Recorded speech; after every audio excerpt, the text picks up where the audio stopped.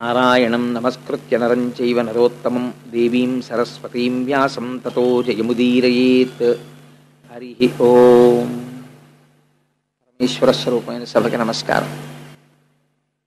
నేటి రోజు నేను మీతో ఒక మాట విజ్ఞాపన చేసి ఉన్నాను. మనిషి తన జీవితంలో ధ్రువుని యొక్క వృత్తాంతాన్ని వినాలి. అందున భాగవతాంతర్గతంగా వినడం అనేటటువంటిది మరింత గొప్ప విషయం. ఎందుకంటే భాగవత ప్రవచనం జరుగుతుండగా వినడం అన్నది. అందున ద్వాదశి నాడు కానీ, పౌర్ణమి నాడు కానీ, అమావాస్య నాడు కానీ, దినక్షయమునందు కానీ, అసుర సంధ్య వేళ కానీ ధ్రువ చరిత్ర వినమని. మనకి ఈశ్వరానుగ్రహం వల్ల ఏమైందంటే భీష్మ ఏకాదశి పక్కన వచ్చినటువంటి ద్వాదశి నిన్నటి రోజున ఉపవసించి భీష్మ ఏకాదశి నాడు మనందరం కూడా ఈశ్వర సంబంధంతో కాలాన్ని గడిపి ఉండడం చేత సత్వగుణం ఉబికి ఉంటుంది. చేత ఈ కాలమునందు ధ్రువ చరిత్ర వినగలిగేటటువంటి భాగ్యం మనకి ఆ కృష్ణ పరమాత్మ కటాక్షించాడు. ఎన్ని జన్మల తర్వాత మనకి ఈ అదృష్టం కలిగిందో. నేను ఎందుచేత ఈ మాట అంటున్నానంటే, మామూలుగా చూసినప్పుడు ధ్రువోపాఖ్యానము తెలియని వాళ్ళు ఇక్కడ ఉన్నారు అని నేను అనుకోను. ఒకవేళ ఎవరైనా తెలియని వారు ఉండి ఉంటే ఏదో కొద్దిమంది ఉంటారు తప్ప ధ్రువుడి కథ తెలియనటువంటి వాళ్ళు ఎక్కువ మంది ఉండరు. సుందరకాండ తెలియని వాళ్ళు ఎలా ఉండరో అలాగే ధ్రువోపాఖ్యానం, ప్రహ్లాదోపాఖ్యానం తెలియని వారు ఉండరు.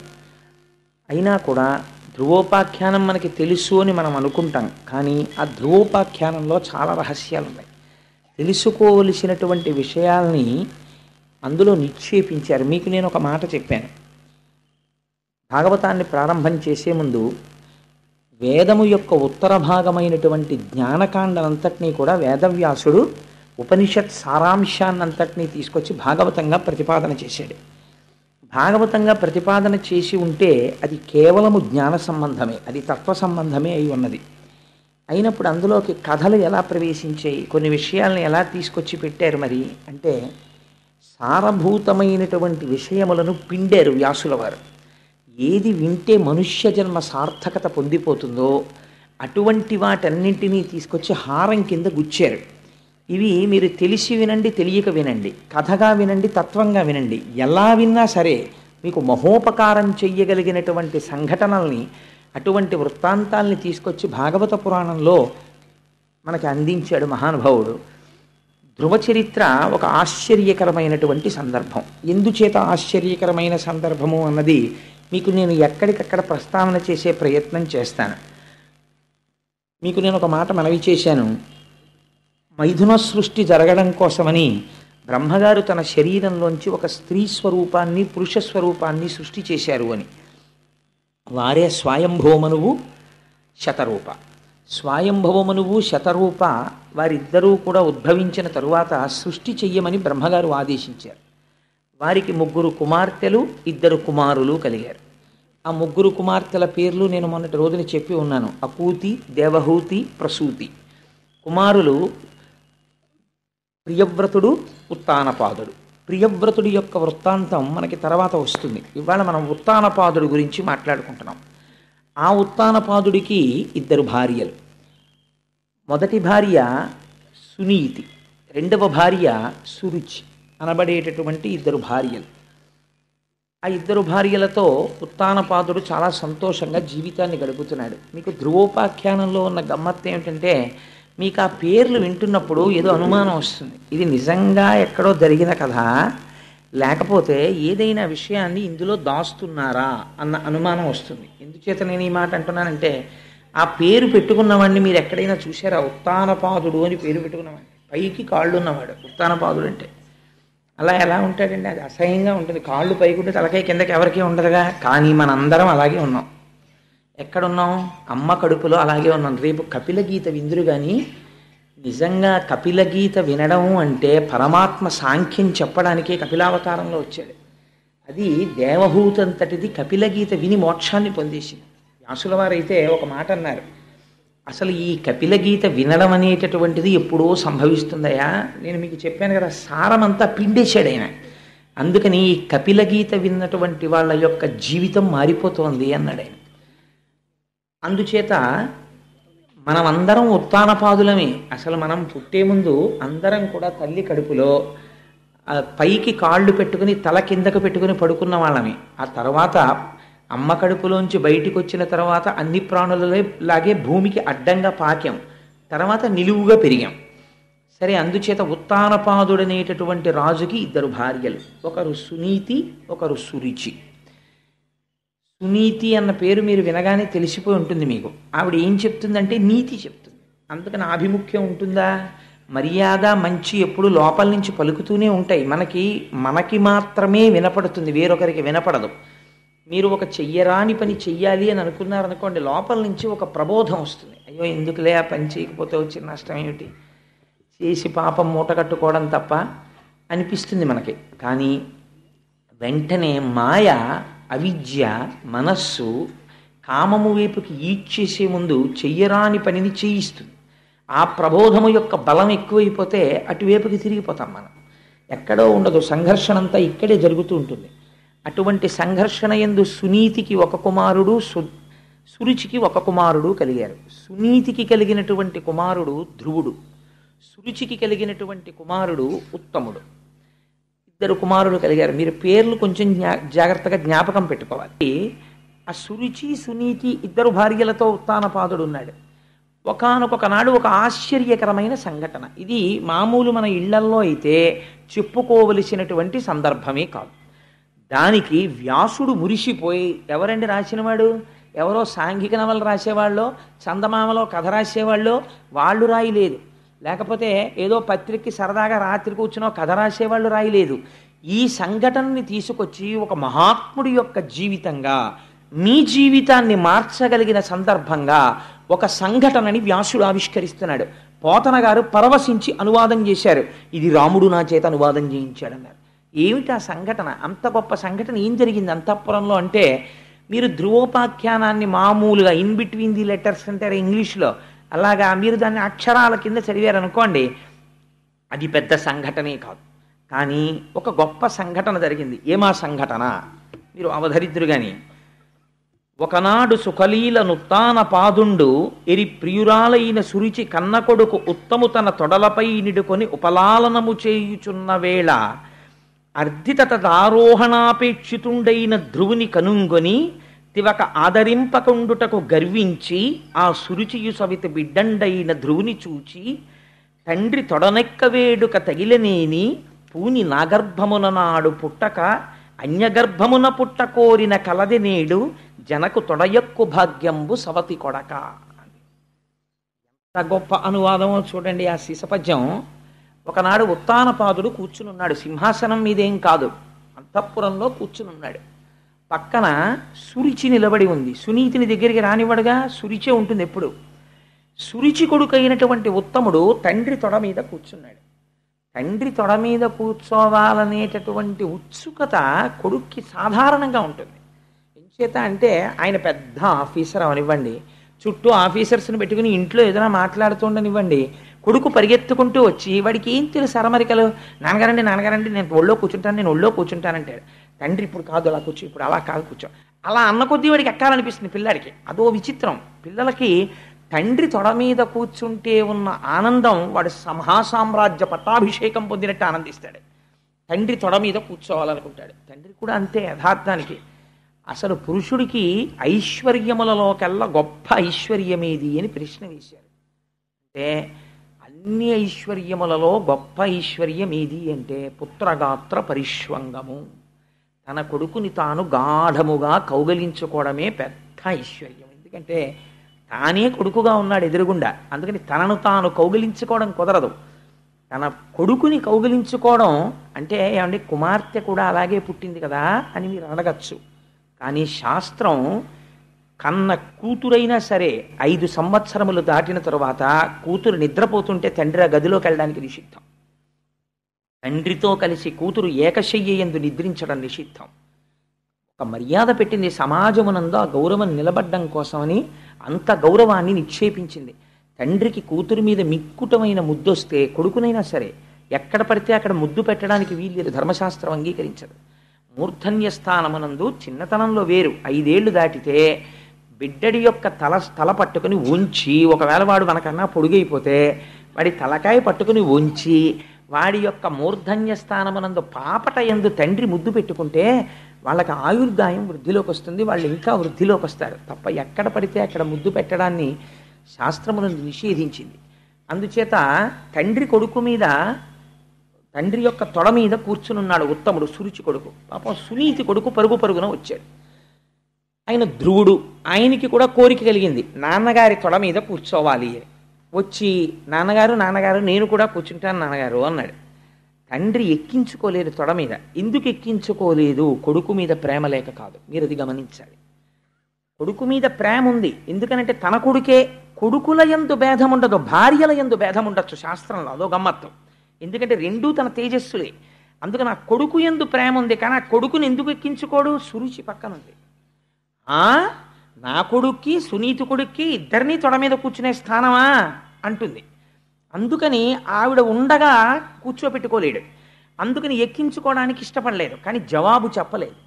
ఎందుకు ఎక్కించుకోడు, ఎందుకు కూర్చోపెట్టుకోడు, తన కొడుకే కదా అన్నదానికి జవాబు చెప్పలేదు. వీల్లేదని తోసేసి సురుచి వంక చూస్తున్నాడు. ఆవిడేమన్నా అనుకుంటుంది మనం, ఒకవేళ సురుచి ఆ రోజున ఏమయ్యా పోన్లే ఏం పోయింది, పిల్లాడే కదా నీ కొడుకే కదా కూర్చోబెట్టుకోవాడిని కూడా అందనుకోండి, ఆనాడు తప్పకుండా ఉత్తానపాదుడు కూర్చోబెట్టుకుంటాడు. కూర్చోబెట్టుకున్నాడు అనుకోండి, భాగవతంలో ఈ ఆఖ్యానం లేదు, అయిపోయిందంటే అక్కడితో. ఆయన కూర్చోబెట్టుకోలేదు, సురుచి వంక చూస్తున్నాడు. మన జీవితమే. కానీ ఇక్కడ ఒక గమ్మత్తు జరిగింది. మీ జీవితం మారడానికి ఏదో ఒక సంఘటన ఆది కావాలి. మీరు ఏ సంఘటనని మీరు తీసుకోలేకపోయారు అనుకోండి ఆలంబనంగా, ఎప్పటికీ జీవితం మారదు. ఎక్కడో అక్కడ వెనక్కి తిరిగి చూడాలి. వెనక్కి తిరిగి చూస్తే ఆత్మావలోకనం అవుతుంది. మీరు అలా అవలోకనం చెయ్యకుండా కాలంతో పాటు పరిగెడితే దానికి అవలోకనం ఉండదు. కాబట్టి ఇక్కడ సురుచి వంక చూశాడు ఒకసారి. చూస్తే ఆవిడంది ఒక గమ్మత్తైన మాట అంది. ఏమందంటే, తండ్రి తొడనక్క వేడుక తగిలినేని పూని నాగర్భమున నాడు పుట్టక అన్యగర్భమున పుట్ట కోరిన కలది నేడు జనకు తొడ ఎక్కు భాగ్యంబు సవతి కొడక. ఎంత గొప్పగా అడ్రస్ చేసిందో చూడండి. సవతి కొడక అంటే నాతో పాటుగా సవతి అయిన దాని కొడుక, నీకు తండ్రి గారి తొడ మీద కూర్చోవాలని కోరికగా ఉందా? నీకు నిజంగా తండ్రి తొడ మీద కూర్చునే అదృష్టం పొందినవాడివైతే నా కడుపున పుట్టుండేవాడి. నీ అమ్మ కడుపున ఎందుకు పుడతావు? ఆ అమ్మ కడుపున పుట్టిన వాడికి ఈయన తొడ ఎక్కే అదృష్టం ఎక్కడుంటుంది? నా కడుపున పుట్టుంటే ఆయన తొడ ఎక్కే అదృష్టం ఉండుండేది. ఇది ఎంత హేయమైన మాట మీరు ఆలోచించండి.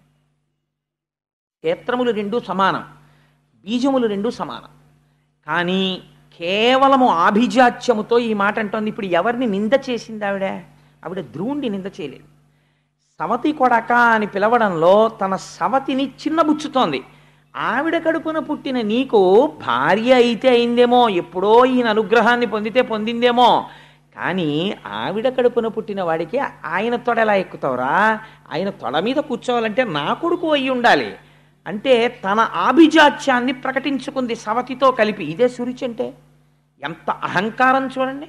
అసలు అలా ఒక 5 సంవత్సరముల పిల్లవాడు తండ్రి తొడ మీద కూర్చునేటప్పుడు ఇంత కఠినంగా మాట్లాడవలసిన అవసరం ఉన్నదా? మీరు సురుచికి సునీతికి ఎంత తేడా ఉంటుందో ధ్రువోపాఖ్యానంలో కనిపెట్టాలి. ఒక్కొక్క ఇంట్లో ఒక్కొక్క స్త్రీ మాట మాట్లాడుతుంటుంది. మీరు ఆ మాటని బట్టి ఆవిడ సురుచియో సునీతియో మీరు కనిపెట్టేయచ్చు. ఆవిడ సురుచి అనుకోండి, ఆయన నాశనం అయిపోయాడని గుర్తు. ఆవిడ సునీతి అనుకోండి, ఆయన అదృష్టం పండిపోయిందని గుర్తు. ఎందుకో తెలుసా అండి? ఆ దేవి భాగవతంలో వ్యాసుడు ఒక తీర్పు చెప్తాడు. అందులో అంటాడు ఆయన, కుపుత్రేణన్ వయో నష్టం. ఒక దుర్మార్గుడైనటువంటి కొడుకు కలిగాడు అనుకోండి, వాడి వల్ల వంశం అంతా నశించిపోతుంది. కుభోజనేన దివస. ఒకరోజు భోజనం తప్పు భోజనం చేశారనుకోండి. తప్పు భోజనం అంటే ఏమిటో తెలుసా అండి? శాస్త్రమునందు ఏ పదార్థం పడితే ఆ పదార్థం, ఎలాంటి చోట పడితే అలాంటి చోట తినకూడదు. అన్నిటికన్నా పెద్ద పీట వేసి తినవలసిన భోజనం ఏమిటో తెలుసా అండి? భగవన్ నివేదన చేసినటువంటి ప్రసాదము. అది తాను భక్తుడైతే తన ఇంట దొరుకుతుంది, తాను నైవేద్యం పెట్టుకు తింటాడు. రెండవది, ప్రయత్నపూర్వకంగా తాను వెళ్ళి తినవలసింది ఏమిటో తెలుసా అండి? ఎవరైనా పిలిస్తే రమ్మనమని తాను కాదనకుండా వెళ్ళి తినాలి. భాగవత శేషం. మహాభాగవతులై జ్ఞానులై పరమహంసలై నిరంతరము భగవంతుని యొక్క పాదముల యందు తిరుగాడేటటువంటి వారు ఏ ఇంటికైనా వచ్చి పదార్థమును తీసుకుని వెళ్ళిపోతే వారికి పలహారం పెట్టి పంపకూడదు, వారితో వచ్చిన వారికి కూడా పెట్టాలి. ఎందుకో తెలుసా అండి? వారు తిన్నప్పుడు ఆ రాశి యందు మిగిలినది భాగవత శేషమవుతుంది. వారు తినగా మిగిలిన ఉచ్ఛిష్టము కింద లెక్క అది ఆ రోజున. అది ఆ రోజున మనం కూడా వెళ్ళి తిన్నామనుకోండి, ఆ భాగవతోచ్ఛిష్టము తినడం చేత మన మనస్సుని సంస్కరించేస్తుంది, అది భగవంతుడి వైపుకు తిప్పుతుంది. ఎందుకంటే వారు తినగా మిగిలిన పదార్థం అది. అందుకని అలాంటిది తినమని శాస్త్రం చెప్తోంది. అందుకని భాగవత శేషానికి ఎవరైనా పిలిచారనుకోండి, వారు నిజంగా భాగవతులైతే మీరు ప్రయత్నపూర్వకంగా అమ్మ తప్పకుండా వస్తానని వెళ్ళి తినాలి భాగవత శేషాన్ని. పెట్టేవారికి కూడా మర్యాద ఉండాలి. వారు వచ్చింది భాగవత శేషం కోసం వచ్చారు అన్న మర్యాదతో పెట్టాలి తప్ప చూసి చూడకుండా అలక్ష్యంతో విస్తరియందు వడ్డన జరిగి ఉండి ఉండకూడదు. సరే, అది వేరే విషయం. అందుకని నువ్వు నా తొడ మీద కూర్చోడానికి, తండ్రి తొడ మీద కూర్చోడానికి నా కడుపున పుట్టిన వాడివైతే నువ్వు ఆ భాగ్యాన్ని పొంది ఉండేవాడివి. నువ్వు సునీతి కడుపున పుట్టావు, నీకు ఎలా దక్కుతుందా భాగ్యం? నీకు దక్కదంది. అంటే ఇప్పుడు ఆవిడ పౌరుషం ఎవరి వైపుకు వెళ్ళింది? ఎవరిని కించపరిచి మాట్లాడుతోంది? తన సవతిని కించపరిచి మాట్లాడుతోంది. అది ఒక 5 సంవత్సరముల పిల్లవాడి దగ్గర మాట్లాడవలసిన మాట కాదు. ఇది పిల్లవాడికి అర్థం అవుతుందా? పోనీ అయ్యో ఏంటి మా అమ్మ కడుపున పుట్టడం వల్ల నేను తొడెక్కకూడదంటుంది ఏమిటి అని వాడు ఆశ్చర్యంగా, వాడికి కారణం అర్థం కాలేదు. 5 సంవత్సరముల పిల్లవాడికి ఈ కారణం అర్థం కాక అయోమయంగా ఆవిడ వంక చూశాడు. నీ కడుపున పుట్టడం అమ్మ కడుపున పుట్టడానికి ఎవరికైనా వాళ్ళ అమ్మ కడుపు వాళ్ళకి గొప్ప. మీరు ఇంకొకటి ఆలోచించండి, నేను ఒక తల్లి కడుపున జన్మించాను, నువ్వు ఆ తల్లి కడుపున జన్మించి ఉండకుండా ఉండవలసినది అన్నారనుకోండి, అది నా ప్రమేయమా, నా ఎన్నిక? ఈశ్వరుడైతే అలా పుడతాడు.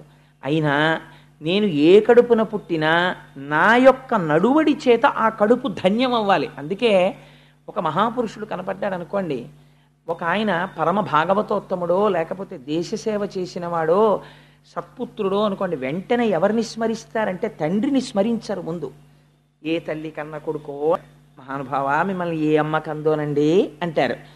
తన వల్ల అమ్మ కడుపు పండుతోందా, లేకపోతే అమ్మ కడుపు ఫలానా అమ్మ కడుపున పుట్టడం వల్ల తను గొప్పవాడవుతాడా? అసలు ఆ మాట తప్పు. సురుచి చెప్పిన మాట తప్పు. కాబట్టి సురుచి చెప్పేవన్నీ అలాగే ఉంటాయి మాటలు. ఈ మాటలు మాట్లాడుతుంటే ఉత్తానపాదుడు ఊరుకున్నాడు. అందుకే పైకి కాళ్ళెట్టి కిందకి తలెట్టి పుడుతూ వెడుతూ ఉంటాడు. ఇలా సురుచికి లొంగినవాడు కాబట్టి ఎంత ధర్మాన్ని ప్రతిపాదన చేసేస్తున్నాడో చూడండి వ్యాసుడు. పైకొక్క సీసపద్యం, లోపల ఇన్ని రహస్యాలు. అందుకని ద్వారశనాడు విని దగ్ధమైపోతుందన్నారు అజ్ఞానం. కాబట్టి ఏమైంది? అటువంటి మాట సురుచి మాట్లాడుతుంటే వింటుంటే అర్థం కాక పిల్లవాడ ఆవిడ వంక చూశాడు. చూస్తే సురుచెంది వీడికి అర్థం కాలేదని, నా కడుపున పుట్టడం అంటే మళ్ళీ టంగుని ఏదో నా కడుపులో దూరి మళ్ళీ బయటికి రావడం కుదురుతుందా? నా కడుపున పుట్టడం అంటే మాటలు అనుకున్నావా? నా కడుపున పుట్టడం అంటే దానికి ఎంత అదృష్టం ఉండాలో తెలుసా అని ఒక సిద్ధాంతం చేసేసింది తనకి తానే. ఇది అలా సిద్ధాంతం చేయడానికి తనకి యోగ్యత పాత్రత నిజంగా ఉన్నాయనుకోండి, తను మహాజ్ఞాని అనుకోండి, తాను మహాపురుషుడు అనుకోండి, ముందుండేది ఏమిటో తెలుసా అండి? అపారమైన లజ్జ ఉంటుంది, చాలా సిగ్గుగా ఉంటుంది. తనకి ఎవరో బ్రహ్మరథం పడుతున్నారు అనుకోండి, చాలా సిగ్గుపడిపోతాడు. ఎందుకంటే బాబు ఇవన్నీ నాకు అంటాడు. తత్వవిధానంద సరస్వతి మహారాజును చూడండి, మీరు ఏమైనా కొంచెం ఎక్కువ గౌరవం చేసే ప్రయత్నం చేశారనుకోండి, ఆయన సిగ్గుపడిపోతారు. అయ్యయ్యో ఎందుకంటే బాబు నాకు అవన్నీ అంటారు.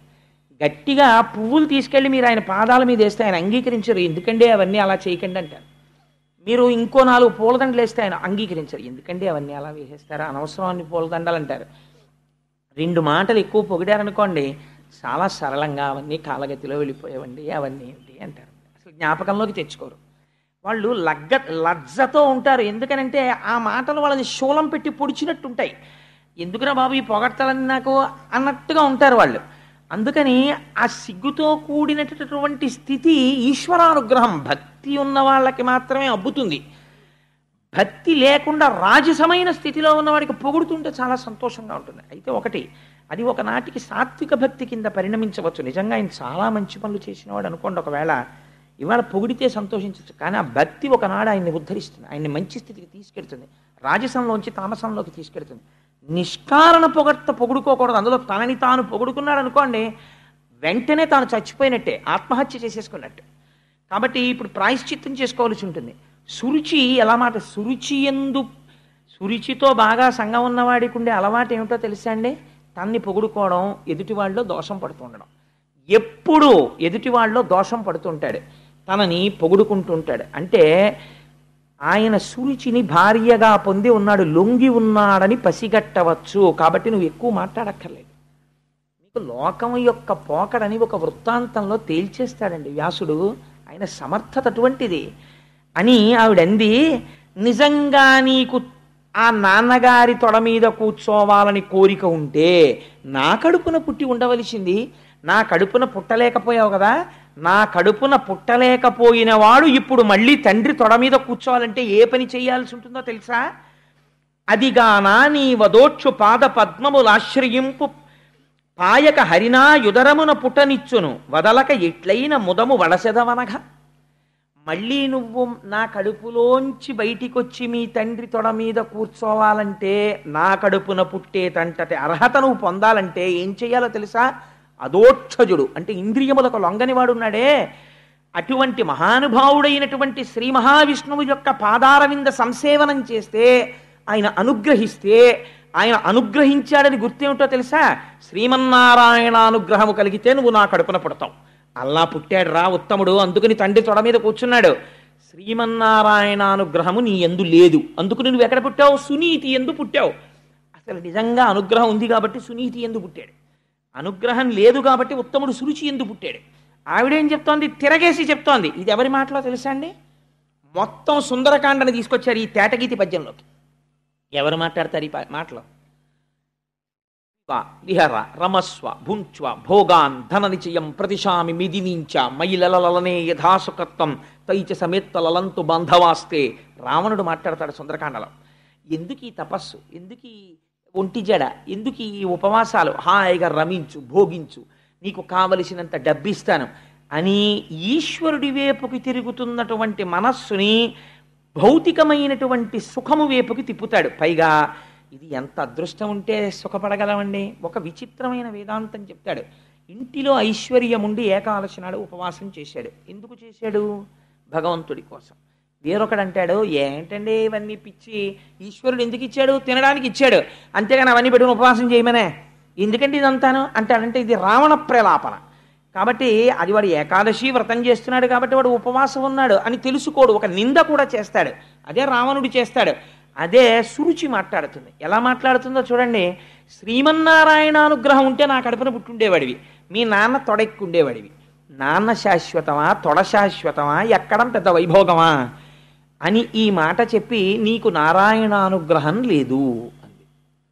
అంటే ఇప్పుడు ఆ పిల్లాడికి ఏదో కొంత అర్థమైంది, ఏదో కొంత అర్థం కాలేదు. కానీ శ్రీమన్నారాయణానుగ్రహాన్ని పొందలేకపోవడం వల్ల నేను సునీతి కడుపున పుట్టానన్నమాట వాడికి జీర్ణం కాలేదు. అది చెప్పడానికి వాడికి భాష చాలదు, వాడు చాలా చిన్న పిల్లవాడు. అందుకని ఇప్పుడు వాడు ఏం చేస్తాడంటే, చెప్పడం చేత కాలేదనుకోండి ఆ పిల్లాడికి, వాడు చేసే పని ఏమిటంటే మొయ్యోమని ఏడుస్తాడు.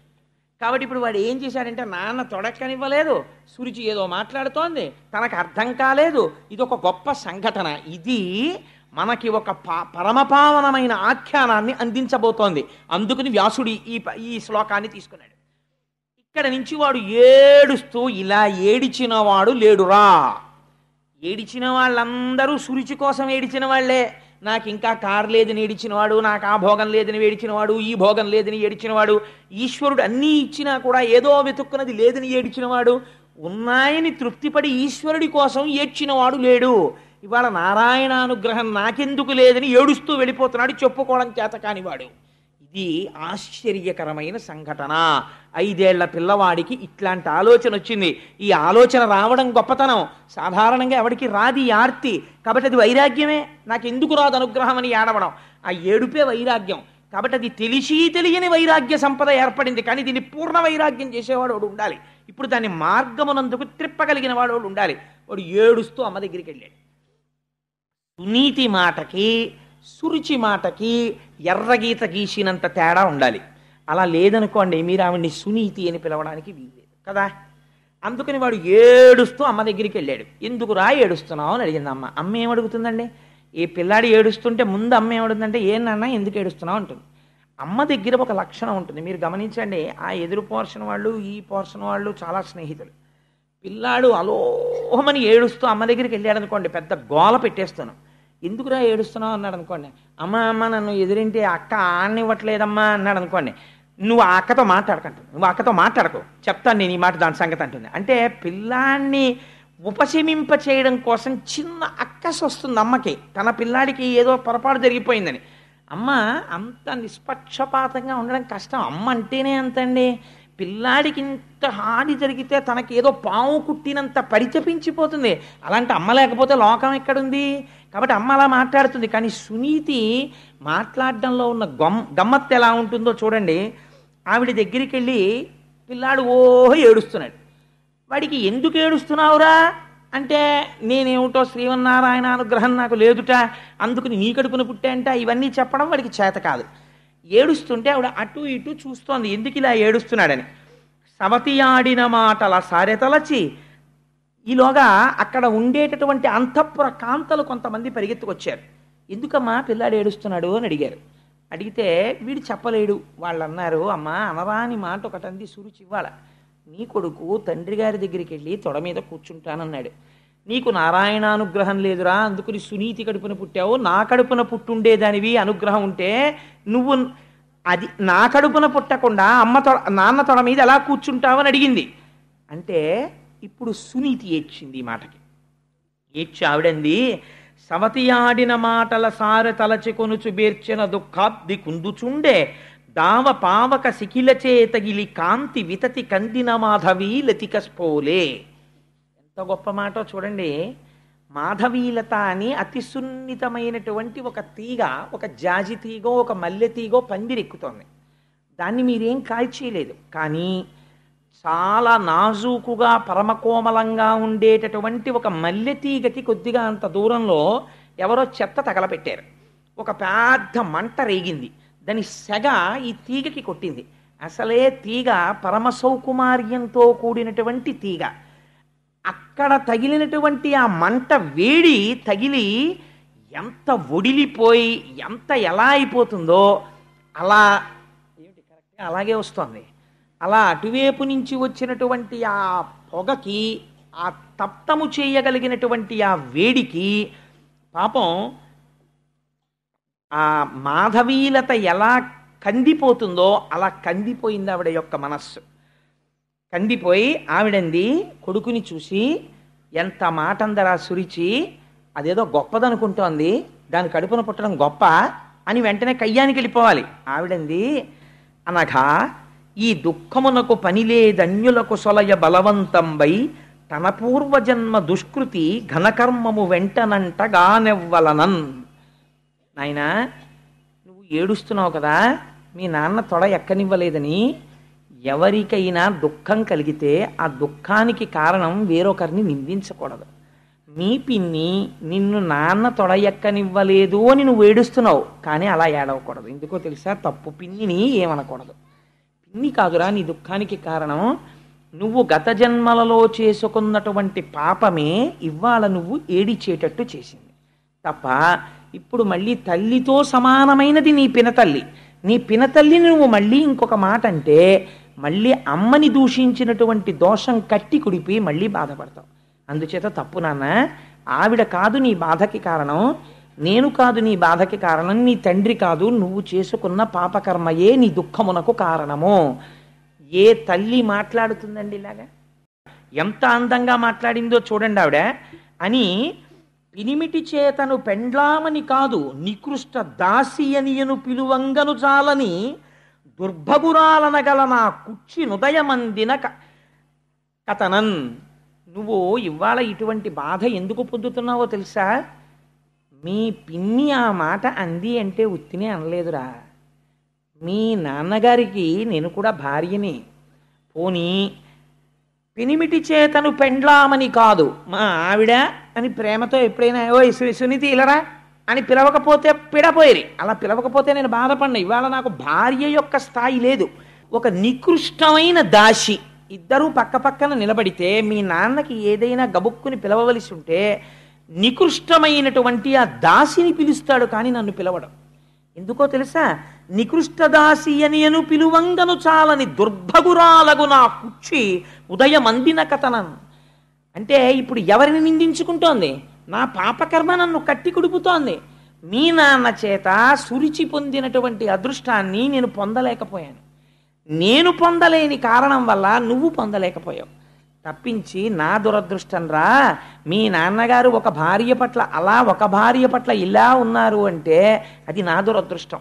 నా దురదృష్టం నిన్ను కూడా వెంటాడుతోంది నా కడుపున పుట్టడం వల్ల తప్ప ఆవిడ ఒక్కరిని ఒక్క మాట అనలేదు. తన యందు దోషం ఆరోపించుకుని మాట్లాడింది. ఇలా మాట్లాడగలగడానికి, ఇంత సంస్కారయుతంగా ఉండడానికి చాలా కష్టం అండి. అవి ఏదో నేర్చుకుందామంటే వచ్చే మాటలు కావు. A situation of crisis reveals your character అంటారు. మామూలుగా నడువడి అందరూ నడుస్తారు. ఇప్పుడు సంధ్యావందనం చెయ్యాలండి ప్రతిరోజు అన్నాం అనుకోండి, ఇంట్లో ఉన్ననాళ్ళు హాయిగా సంధ్యావందనం ప్రతివాడు చేస్తాడు. ఏదో ఎక్కడో ఏదో ఊరు వెళ్ళాడు, ఆ ఊళ్ళో ఏదో కాటేజీలో ఉన్నాడు, అప్పుడు సంధ్యావందనం చేయవలసి వచ్చింది అనుకోండి. సంధ్యావందనం ఇవాళ చేయకపోతే ఏమండి అని ఏదో తప్పనిసరి పరిస్థితుల్లో ప్రాయశ్చిత్త శ్లోకం చదివాడు, సరే. అన్నీ అనుకూలంగా ఉన్నప్పుడు ధర్మ నిర్వహణ గొప్పే ఉందండి. ఏది అనుకూలం కానప్పుడు ధర్మం నిర్వహిస్తే గొప్ప. రామచంద్రమూర్తికి అన్నీ కలిసి రాలేదు. ఆయనకి ఎన్ని కష్టాలు పడ్డాడో, ఎన్ని కష్టాలు పడ్డా ధర్మాన్ని మాత్రం ఆయన వదిలిపెట్టలేదు. ధర్మాన్ని వదిలిపెట్టకుండా ఉండడం గొప్ప. అందుకని నీ శీలము పైకి ఎప్పుడు వస్తుంది అంటే, ఒక ఉద్విగ్నమైనటువంటి సంఘటన జరిగినప్పుడు ఎవరి శీలం ఏమిటో పైకి వచ్చేస్తుంది. అప్పుడు మీరు మాట్లాడే మాటలని బట్టి, ఒక సంఘటన యందు మీ ప్రవర్తనని బట్టి, మీరు భక్తులో, మీకు శాస్త్ర ప్రావీణ్యం ఉన్నదో, మీరు నేర్చుకున్నది మీరు నడువడిలో పెట్టినవారో కాదో తేల్చేస్తుంది, బయట పెట్టేస్తుంది ఆ సంఘటన. ఇప్పుడు ఈ సంఘటన ఎంతమందిని బయట పెడుతోందో చూడండి. ఒక్క సంఘటన ఉత్తానపాదుడి బలహీనతని బయటపెట్టింది, సురుచి అహంకారాన్ని బయటపెట్టింది, సునీతి శీలాన్ని బయటపెట్టింది, ధ్రువుడి మనస్సులో ఏర్పడబోతున్నటువంటి ఒక కొత్త కోరికని బయటపెడుతోంది. ఇన్ని విషయములకు ఆధారభూతమైన ఒక సంఘటనని ఎత్తుకుంటున్నాడు వ్యాసుడు. ఎంత గమ్మత్తైనటువంటి విషయం అండి నిజంగా. వ్యాస భగవానుడికి మనం ఎన్నిసార్లు జోదలు చేయాలి మహానుభావుడికి అని ఆవిడంది. నాన్న ఎందుకురా బెంగ పెట్టుకుంటావు, విను, ఆడిన ఆ సురుచి వచనములు సత్యంబులు గను, సర్వశరణ్యుండనగల హరిచరణంబులు కను, జనకుని అంకమెక్కగా తలతేనిన్.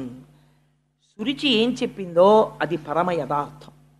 నిజంగా నీ తండ్రి యొక్క తొడ ఎక్కి కూర్చోవాలన్న కోరిక నీకుంటే, మీ తండ్రి మనస్సుని మళ్ళీ అలా మార్చగలిగిన వాడెవరో తెలుసా? సురుచిని తొక్కి పెట్టి సునీతిని పక్కకి తెచ్చుకోగలగాలి. ఇది నీ అంత నీకు సాధ్యం కాదు. ఈశ్వర పాదాలు పట్టుకోవాలి. పట్టుకుంటే సురుచిని తిరస్కరించగలవు, సునీతికి పెద్దపీట వేయగలవు, ఆత్మధర్మాన్ని భక్తితత్వాన్ని ఒప్పుకోగలవు, నీ ధర్మమునందు నువ్వు నిలబడగలవు, సురుచిని త్రోసిరాదనగలవు. నాకు అక్కర్లేదు ఈ భౌతిక సుఖాలని, ధర్మ విరుద్ధమైనటువంటి సుఖమునందు మమకారమును విడిచిపెట్టగలవు. అలా విడిచిపెట్టడానికి ఈశ్వరానుగ్రహం ఉండాలి. అందుకని ఏది సురుచి చెప్పిందో అది యథార్థం. నీకు నిజంగా నీ తండ్రి అంకం ఎక్కాలన్న కోరికుంటే నువ్వు శ్రీమన్నారాయణ పాదారవింద సంసేవనము చెయ్యగలగాలి. ఇలా ఏడవడం కాదురా, ఆయన గురించి ఏడవగలవా? ఏడిచాడు మీ తాత మహానుభావుడు స్వయంభవమనువు. అఖండమైన రాజ్యం ఇచ్చాడు చతుర్ముఖ బ్రహ్మగారు. మొట్టమొదట ఏది భూమండలం అని అడిగాడు స్వయంభవమనువు. హిరణ్యావత మహానుభావుడు ఆదివరాహమూర్తి అయ్యి వచ్చి యజ్ఞవరాహమూర్తి భూమిని పైకెత్తి మీ తాతకిచ్చాడు స్వయంభవాన్ని. అందుచేత మహానుభావుడు మీ తాత స్వయంభవమనువు ఆ నారాయణుడు గురించి ఏడ్చాడు. ఏడ్చి ఇంత భూమండలాన్ని మీ తాతకిచ్చాడు శ్రీమన్నారాయణుడు ఏలమని. ఇంత భూమండలానికి నేను అధిపతినని స్వయంభవమును పొంగిపోలేదు. శరీరమునకు వృద్ధాప్యం వచ్చిన తరువాత కొడుక్కి పట్టాభిషేకం చేసి అరణ్యములకు వెళ్ళిపోయాడు. ప్రయత్నపూర్వకముగా విషయ సుఖాల్ని వదిలిపెట్టేశాడు. వదిలిపెట్టి శ్రీమన్నారాయణుడిని గురించి తపస్సు చేసి తరించిపోయి ఆయన యందు లీనమైపోయాడు. ఆయన గురించి ఏడ్చిన వారిని ఆయన అలా తనలో కలుపుకున్నాడు. అడిగిన సుఖములు ఇచ్చాడు. మీ తాతలా నువ్వు ఏడవగలవా? మీ పిన్ని చెప్పింది తప్పు కాదరా, మీ పిన్ని పరమసత్యం చెప్పింది. నీకు అలా ఏడవడం వచ్చా? ఏడవడం వస్తే ఇంట్లో ఏడవడం కాదు, పో ఇక్కడి నుంచి పోయి అరణ్యంలో కూర్చుని నిశ్శబ్దంగా ఉన్న చోట కూర్చుని శ్రీమన్నారాయణుడి గురించి ఏడు. ఆయన అనుగ్రహం కలిగిందా మీ తండ్రి అంకసీమ నువ్వు చేరగలుగుతావు. ఒక 5 సంవత్సరముల పిల్లవాణ్ణి ఎటువంటి స్థితికి తల్లి మాట తీసుకెళ్ళిపోతుందో చూడండి. ఏ పిల్లడినైనా తల్లి మాట తీసుకుని వెళ్ళగలదు. అమ్మ ఇలా పెరుగన్నపు ముద్ద నోట్లో పెడుతూ చెప్పిన మాటలే ఆ పిల్లవాడి శీలాన్ని తీర్చిదిద్దుతాయి. చేత ఆవిడంది, వెళ్ళి శ్రీమన్నారాయణుడి గురించి తప్పించరా, నీకు ఆ సమర్థత ఉందా అంది. పిల్లవాడు కదా, ఒక్క ఉదుటున లేచాడు. అమ్మా నేను ఎందుకు చేయలేను, నేను చేస్తాను అని గబగబా వెళ్ళిపోతున్నాడు అంతే ఇంట్లోంచి. ఎవరండి? 5 ఏళ్ల పిల్లవాడు. వెళ్ళిపోతుంటే తల్లి వెంటనే మళ్ళీ పరిగెత్తుకెళ్ళి వెనక్కి తీసుకొచ్చేయలేదు, బయలుదేరందంతే. ఇప్పుడు ఎవరొచ్చారో తెలుసా అండి? లోక కళ్యాణము చేసేటటువంటి నారదుడు పరిగెత్తుకొచ్చాడు. ఇలా చెప్పిన అమ్మ ఎక్కడుంది, ఇలా పరిగెత్తిన పిల్లాడెక్కడున్నాడు రా, చాలా ఆశ్చర్యం జరిగిపోతోంది ప్రపంచంలో, ఇదేమిటో నేను చూడాలి. ఇప్పుడు పిల్లలకి ఒక విచిత్రమైనటువంటి లక్షణం ఉంటుంది. ఇంట్లో అమ్మా నాన్న ఎంతైనా చెప్తారు, స్కూల్కి పంపించేటప్పటికి మిగిలిన వాతావరణం వాళ్ళని డామినేట్ చేస్తుంది. గురువు దాన్ని పసికట్టి దిద్దగలగాలి. అందుకని నారదుడు పరిగెత్తుకొచ్చాడు. ఇప్పుడు చూడండి ఆయన ఎలా మాట్లాడతాడో, ఎంత అందంగా మాట్లాడతాడో. ఆ పొంగుతున్న పాల మీద నీళ్లు చల్లే ప్రయత్నం చేస్తాడు. ఏమిటో ఇవన్నీ అని. అప్పుడు పిల్లాడు, అబ్బే లేదండి అలా కుదరదు. నిజమేనా అండి? అయ్యి బాబాయ్ మీరు మహానుభావుడు, అలా అయితే సరేనండి, నేను ఇంట్లో పోతానులేండి, మా అమ్మ తెలియక పాపని చెప్పింది అన్నాడు అనుకోండి, అయిపోయింది అంతే. మళ్ళీ గురువు దీన్ని తీర్చిదిద్దాలి. నీటిలో 1000 సంవత్సరములు నానిపోయినటువంటి శిల దొరకడం ఒకెత్తు, దాన్ని శిల్పి చెక్కడం ఒకెత్తు.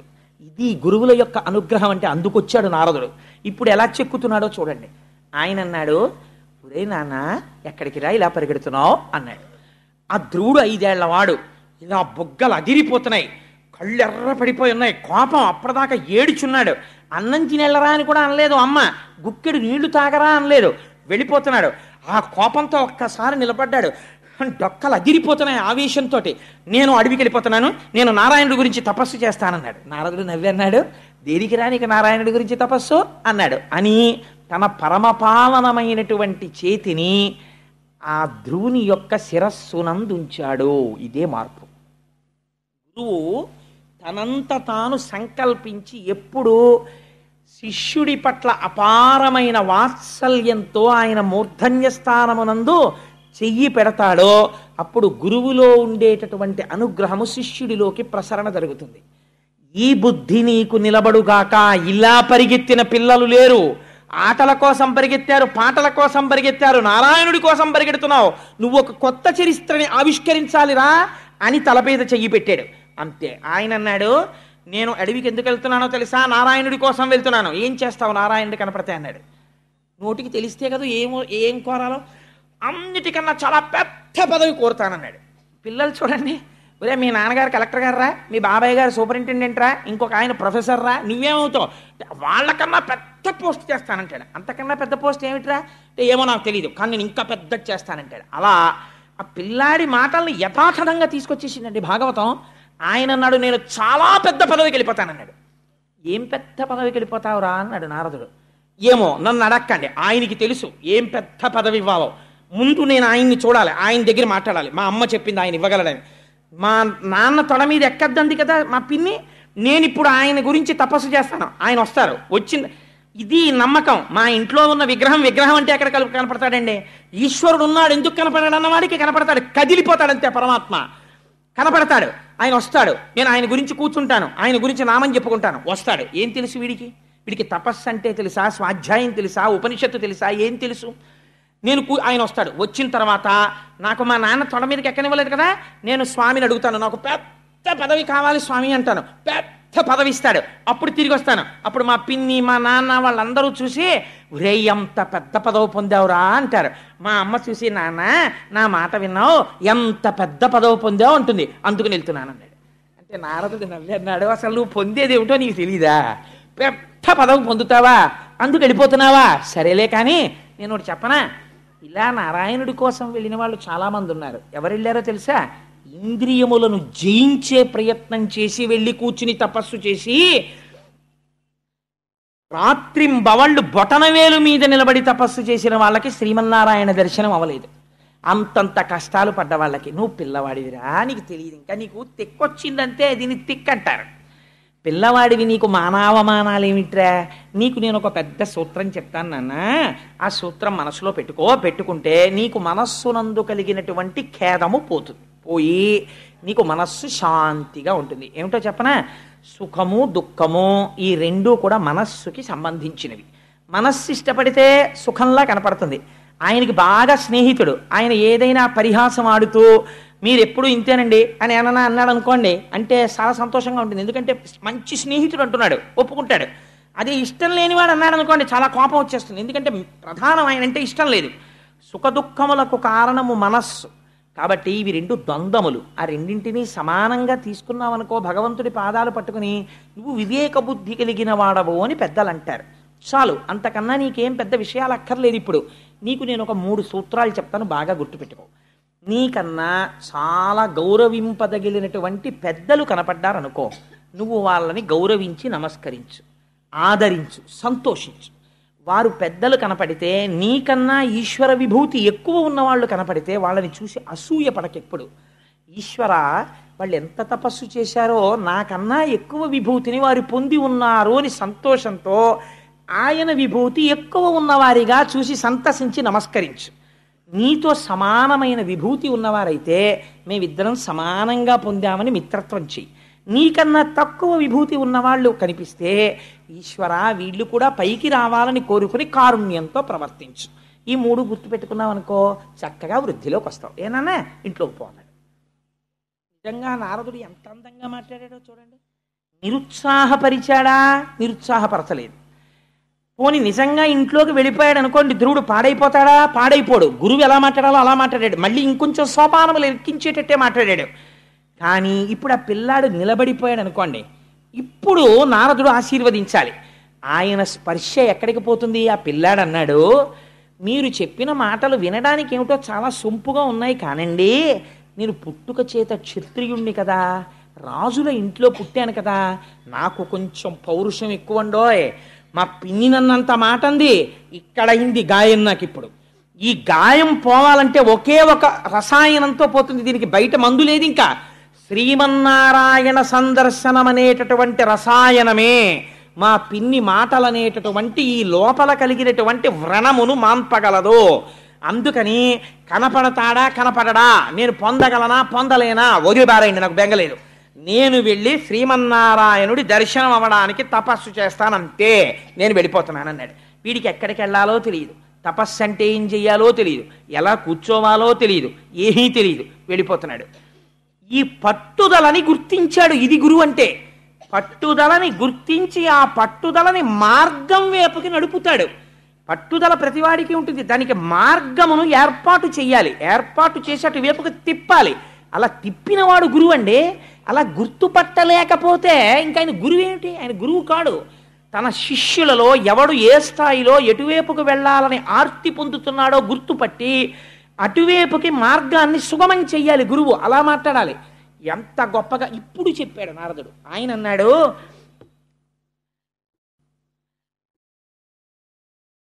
వర యమునా నది తటమున హరి సాన్నిధ్యంబు శుచియు అతి పుణ్యమునై పరగిన మధువనమునకును సరస గుణాచనుము మేలు సమకురుయచటన్. నాయనా సరసగుణ, నువ్వు చనుము, వెళ్ళు. ఎక్కడికెడతావో తెలుసా?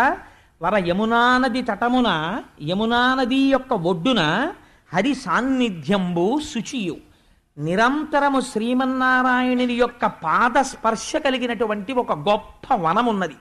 ఆ వనమునకు మధువనమని పేరు. అది అతి పుణ్యమైనటువంటి వనము. నువ్వు ఆ వనమునకు వెళ్ళు. వెళ్ళి అక్కడ స్వస్తికాసనమో పద్మాసనమో నీకు ఏ ఆసనం వచ్చో ఆ ఆసనము వేసుకుని కూర్చో. శుచి అయి స్నానం చేసి యమునా నదిలో స్నానం చేసి ఆచమనం చేసి కూర్చో. కూర్చున్న తర్వాత నీ మనస్సుని ముందు నిగ్రహించు. కోపంలో ఉంది కదా, పిన్ని వైపే ఉంటుంది నీ మనస్సు. అలా ఉంటే శ్రీమన్నారాయణ దర్శనం ఎలా అవుతుంది? ఇప్పుడు నీ పిన్ని మీద ఉండకూడదు మనస్సు. నీ కోరిక సాధించాలంటే నీ బుద్ధి యందు ఉన్నటువంటి వ్యగ్రత ఈశ్వరుడి వైపుకి వెళ్ళిపోవాలి. నాకెందుకు కనపడడో బాగా పట్టుపట్టే అంతే మనసులో. చెట్టు పట్ట, చెట్టు పువ్వు లేదా 4 ఆకులు, ప్రధానముగా తులసి, ఏది కనపడితే అది తెచ్చుకో. స్వామివారి యొక్క మూర్తిని ముందు నీటిలో కానీ పవిత్ర ప్రదేశంలో కానీ పెట్టి వీటితో పూజ చెయ్యడం ప్రారంభం చెయ్యి. ఏది దొరికితే అది నివేదన చెయ్యి. అతి మితంగా ఆహారాన్ని తీసుకో, ఎవ్వరితో మాట్లాడకు, ఈశ్వరుడు యందే మనస్సు పెట్టు. రాత్రనక పగలనక నువ్వు మరిచిపోవాలి. కన్నులు మూసుకుని ధ్యానం చేస్తుంటే నీ ఇంద్రియాలు వెనక్కి తిరిగిపోవాలి. నీకేది చూడకూడదు. ఇప్పుడు నువ్వు మాట్లాడుతున్నప్పుడు నీ పిన్ని మాట మీదే నీకు ఎలా బుద్ధి నిలబడిపోయిందో అలా నీ బుద్ధి శ్రీమన్నారాయణుడి మీదే నిలబడిపోవాలి. అలా నిలబడిపోవాలంటే నీకు ఆయన ఎలా ఉంటాడో తెలియాలి కదా. నీకు అసలు ఆయన ఎలా ఉంటారో తెలియకుండా నువ్వు ఎవరిని మనసులో చూస్తావు? ఆయన ఎలా ఉంటాడో నేను చెప్తాను, ఎందుకంటే నేను చూసి వస్తుంటాను తరచూ వెళ్ళి. అందుకని ఎలా ఉంటాడో చెప్తాను, నువ్వు విని బాగా మనసులో గుర్తుపెట్టుకుని వెళ్ళు. ఇప్పుడు మార్గం చెప్పేవాడు వాడు దొరికాడు పిల్లాడికి. వాడు చిన్న పిల్లవాడు, మంచి సుక్షేత్రమునందు పడుతోంది విత్తనం. అందుకని వాడు చెప్పండి చెప్పండి అని ఇలా కళ్ళు తుడిచేసుకుని, చెప్పండి నేను అలాంటి స్వామిని ఇంకా ఆరాధన చేస్తాను, చెప్పండి ఎలా ఉంటాడన్నాడు. అంటే నిజంగా నారదుడి మాటలంటే ఎలా ఉంటాయో, గురువు అంటే ఎలా ఉంటాడో, ఎటువంటి భూమికనందున్న వారిని ఉద్ధరిస్తాడో చూడండి. ఆయన అంటాడు, హార కిరీట కేయూర కంకణ ఘనభూషణుడాశ్రిత పోషణుండు, లాలిత కాంచీ కలాప శోభిత కటిమండలుండంచిత కుండలుండు, మహనీయ కౌస్తుభమణి గృణిచారు గ్రైవేయ కుండానందదాయకుండు, సలలిత ఘన శంఖ చక్ర గదాపద్మ హస్తుండు భువన ప్రశస్తుడజుడు, కమ్ర సౌరభ వనమాలికాధరుండు, హత విమోహుండు నవ్య పీతాంబరుండు, లలిత కాంచననూపురలంకృతుండు, నిరతిశయ సద్గుణుండు దర్శనీయతముడు. ఎలా ఉంటాడో తెలుసా శ్రీ మహావిష్ణువు? ఆయన అలా నిలబడితే బాగా ముసలివాళ్లాగా చూడకూడదు, బాగా చిన్నవాళ్లాగా చూడకూడదు, మంచి యవ్వనంలో ఉన్నటువంటి వాడు నిలబడినట్టు చూడాలి. చిన్న చిరునవ్వు నవ్వుతున్నట్లు ఉండాలి. కొద్దిగా కనపడనటువంటి దంతపంక్తి కనపడుతుండాలి. మెడలో వనమాల వేసుకుని ఉండాలి. రొద చేస్తున్నటువంటి గండు తుమ్మెదలు ఆ వనమాల అంతా మూగి ఉండాలి. మంచి కిరీటం పెట్టుకుని ఉంటాడు. చెవులకి ఇలా మణికుండలములు పెట్టుకుని ఉంటాడు. వాటి యొక్క కాంతులు బుగ్గల మీద పడుతుంటాయి. చక్కటి కంఠం. ఇలా కుడి చేతిలో చక్రం పట్టుకుంటాడు, ఎడం చేతిలో తెల్లటి శంఖం ఉంటుంది. 2 రాజహంసలు పట్టుకున్నాడా అన్నట్టు ఉంటాడు. ఒక చేతిలో గద పట్టుకుంటాడు. మన గురువాయూరప్ప ఉంటారే అలాగా ఒక చేతిలో గద పట్టుకుంటాడు. ఇవాళ నేను ఆ గుడిలోకి వెళ్ళేటప్పటికి గద బాగా కనపడింది. ఓహో ధ్రువంతే రాజా అని ఆయన మంత్రం చెప్తున్నారు. ఓహో ధ్రువ శబ్దం గద, ఓహో స్వామి నన్ను అనుగ్రహిస్తున్నారనుకున్నాను. ఆ గద పట్టుకుని ఉంటాడు. ఒక చేతిలో పద్మం పట్టుకుని ఉంటాడు. బలిష్టమైనటువంటి తొడలు, పచ్చటి పట్టుపీతాంబరం కట్టుకుని ఉంటాడు. తులసి చేత అర్చింపబడినటువంటి పాదములు కలిగి ఉంటాడు. వెలిగిపోతూ ఉంటాడు. ఎంత అందంగా ఉంటాడో! సన్నటి నడుముతో ఉంటాడు. విశాలమైన వక్షస్థలంతో ఉంటాడు. కంభుకంఠుడై ఉంటాడు. మెడ నిండా పుష్పమాలలు వేసుకుని ఉంటాడు. అసలు ఆయన్ని చూడగానే అబ్బా అనిపిస్తుంది. ఎంత చూసినా తనివి తీరకుండా మనసులో ఆనందం పొంగిపోయేటట్టు చూడు. అంతేకాని అబ్బాబ్బా ఎంతసేపు చూస్తానులేండి ఇంకా అలా చూసి విసుగెత్తుతోందని చూడకు. చూడడంలో రమించిపోతూ చూడడం మొదలెట్టు. అలా చూడగా నీ మనస్సు లగ్నం అయిపోతుంది. అలా చూసి ఆహారం సంగతి కూడా మరిచిపోయి, నీకు గుర్తుండకూడదు కానీ ఎప్పుడైనా శరీరాన్ని నిలబెట్టడానికి ఆహారం తీసుకో. ఏనన్నా అలా లోపల నారాయణుణ్ణి చూడు, నీకు నారాయణుడు కనపడతాడన్నాడు. నేను తప్పకుండా అలా చేస్తానండి అన్నాడు. అంతే, ఇది గురువు అంటే. వెళ్ళిపోయాడంతే. గబగబ నడిచి వెళ్ళిపోయాడు అరణ్యానికి. యమునా తటం కనపడింది. స్నానం చేశాడు, ఆచమనం చేశాడు. వెంటనే చెప్పాడు కదా నారదుడు, నీకు కోపం ఉండకూడదు, ఇంకా పిన్ని అవి గుర్తు రాకూడదన్నాడు. ఓ పద్మాసనం వేసుకున్నాడు. శరీరాన్ని నిలబెట్టుకోవడానికి మాత్రమే ఆహారం తినమన్నాడు. అన్ని తులసి దళాలు తెచ్చేవాడు, అన్ని పువ్వులు తెచ్చేవాడు. ఇక్కడే ఉన్నాడు నారాయణుడు, నిన్ను రక్షిస్తాడు, నువ్వు బెంగ పెట్టుకోకు. నీకు నేను ద్వాదశాక్షరి మంత్రోపదేశం చేస్తున్నాను. 7 రోజులు నువ్వు నిష్ఠతో చేసేటప్పటికీ దేవతలు నీకు కనపడతారు రా అన్నాడు. అందుకని ఇప్పుడు స్వామి ఇక్కడున్నారు, నాకేం బెంగనుకున్నాడు, నాకేం భయం. స్వయంగా నారదుడు చెప్పాడు ఈ మాట. నాకు ఇంకా భయం లేదు, నా స్వామి చూసుకుంటాడు అనుకున్నాడు. ఎంత తొందరగా నా స్వామి వచ్చేస్తాడా, నేను ఎంత బాగా చేసేస్తానా, ఎంత తొందరగా లొంగిపోతాడా, ఇదే తాపత్రయం. అంతే, పిల్లల యొక్క చిత్తం అలా ఉంటుందండి వాళ్ళని. కానీ మీరు సరిగ్గా పెట్టగలిగితే అంతే. తులసి తెచ్చాడు, 4 పట్టలు తెచ్చాడు, ఇన్ని ఆకులు తెచ్చాడు, ఇన్ని పువ్వులు తెచ్చాడు, ఆరాధన చేసేసేవాడు. మొదటి నెలలో 3 రోజులకొకసారి వెలగపండు రేగుపళ్ళు తినేవాడు. ఆ తర్వాత 6 రాత్రులకొక్కసారి, 2వ నెలలో 6 రాత్రులు పూర్తయిన తర్వాత కొద్దిగా గడ్డి, ఇన్ని ఆకులు తినేవాడు. 3వ నెలలో 9 రాత్రులకొక్కసారి కొద్దిగా నీళ్లు తాగేవాడు. 4వ నెలలోకి వచ్చేసరికి 12 రాత్రులకు ఒకసారి వాయుభక్షణం చేసేవాడు. అదేమిటంటే వాయుభక్షణం ఎలా చేస్తారు అని మీకు అనుమానం రావచ్చు. వాయుభక్షణం అంటే ఆ పిల్లవాడి యొక్క బుద్ధి వ్యగ్రత చేత, వాడి యొక్క నిష్ట చేత వాడికి తెలియకుండా ప్రాణాయామము, పూరకము, రేచకము, కుంభకము వచ్చేసాయి. వాడొక్కసారి ఊపిరి తీస్తే 12 రోజులు ఆ ఊపిరిని నిలబెట్టేసేవాడు. నిలబెట్టేసి శ్రీమన్నారాయణ దర్శనం చేస్తూ ఉండిపోయేవాడు. అలా కుంభకం చేసి 12 రాత్రులకు ఒక్కసారి విడిచిపెట్టేవాడు. విడిచిపెట్టి కాసేపు అని ఊపిరి తీసేవాడు. మరాళి మందగమనామహాలా వన్యసేవది, ఆ ఊపిరిని తీసి శరీరాన్ని పోషించేవాడు. మళ్ళీ అంతే కుంభకం చేసేవాడు. కుంభకం చేసేసి మళ్ళీ భగవంతుడి గురించి ఆలోచన చేస్తూ 5వ నెల వచ్చేసరికి బొటనవేలు మీద నిలబడేవాడు. ఏదో కొంతకాలం అయిపోయిన తర్వాత బొటనవేలు నెప్పెట్టినట్టు అనిపిస్తే కుడికాలు తీసి యువతల పెట్టి ఎడమకాలి బొటనవేలు మీద నిలబడేవాడు. ఆ స్థితికి వెళ్ళేటప్పటికి 5వ నెల వచ్చేసరికి ఏ స్థితి వచ్చేసిందో తెలుసా అండి? ఈ పిల్లవాడి నిష్టకి కుడికాలి బొటనవేలు తీసి ఇలా పెట్టేటప్పటికి భూమండలం అంతా ఇటు ఒరిగిపోయింది. పిల్లవాడు ఎడమ బొటనవేలు ఇటు పెట్టేటప్పటికి భూమండలం ఇటు వంగిపోయింది. పిల్లలు ఆడుకుంటుంటారే ఏదో ఇలా ఎక్కి ఇలాగా, అలా భూమండలం అటు ఇటు ఒరగడం ప్రారంభమైంది. వాడి శక్తి చేత, వాడి తపశ్శక్తికి. వాడిలోంచి తపోధూమములు పైకి లేస్తున్నాయి. వాడికి తెలియదు అది గమ్మత్తు. వాడికి ఒకటే కోరిక. ఏమిటా కోరిక? నారాయణుణ్ణి చూడాలి. ఇలా అపారమైన తపస్సు చేసేస్తున్నాడు. చేసేస్తుంటే అప్పుడు దేవతలందరూ ఏమిట్రా భూమండలమే కంపించిపోతోందని బెంగ పెట్టుకుని గబగబా వైకుంఠానికి వెళ్ళారు. అక్కడ సాకారుడై ఉంటాడు, అంతటా ఉంటాడు పరమాత్మ శ్రీ మహావిష్ణువు.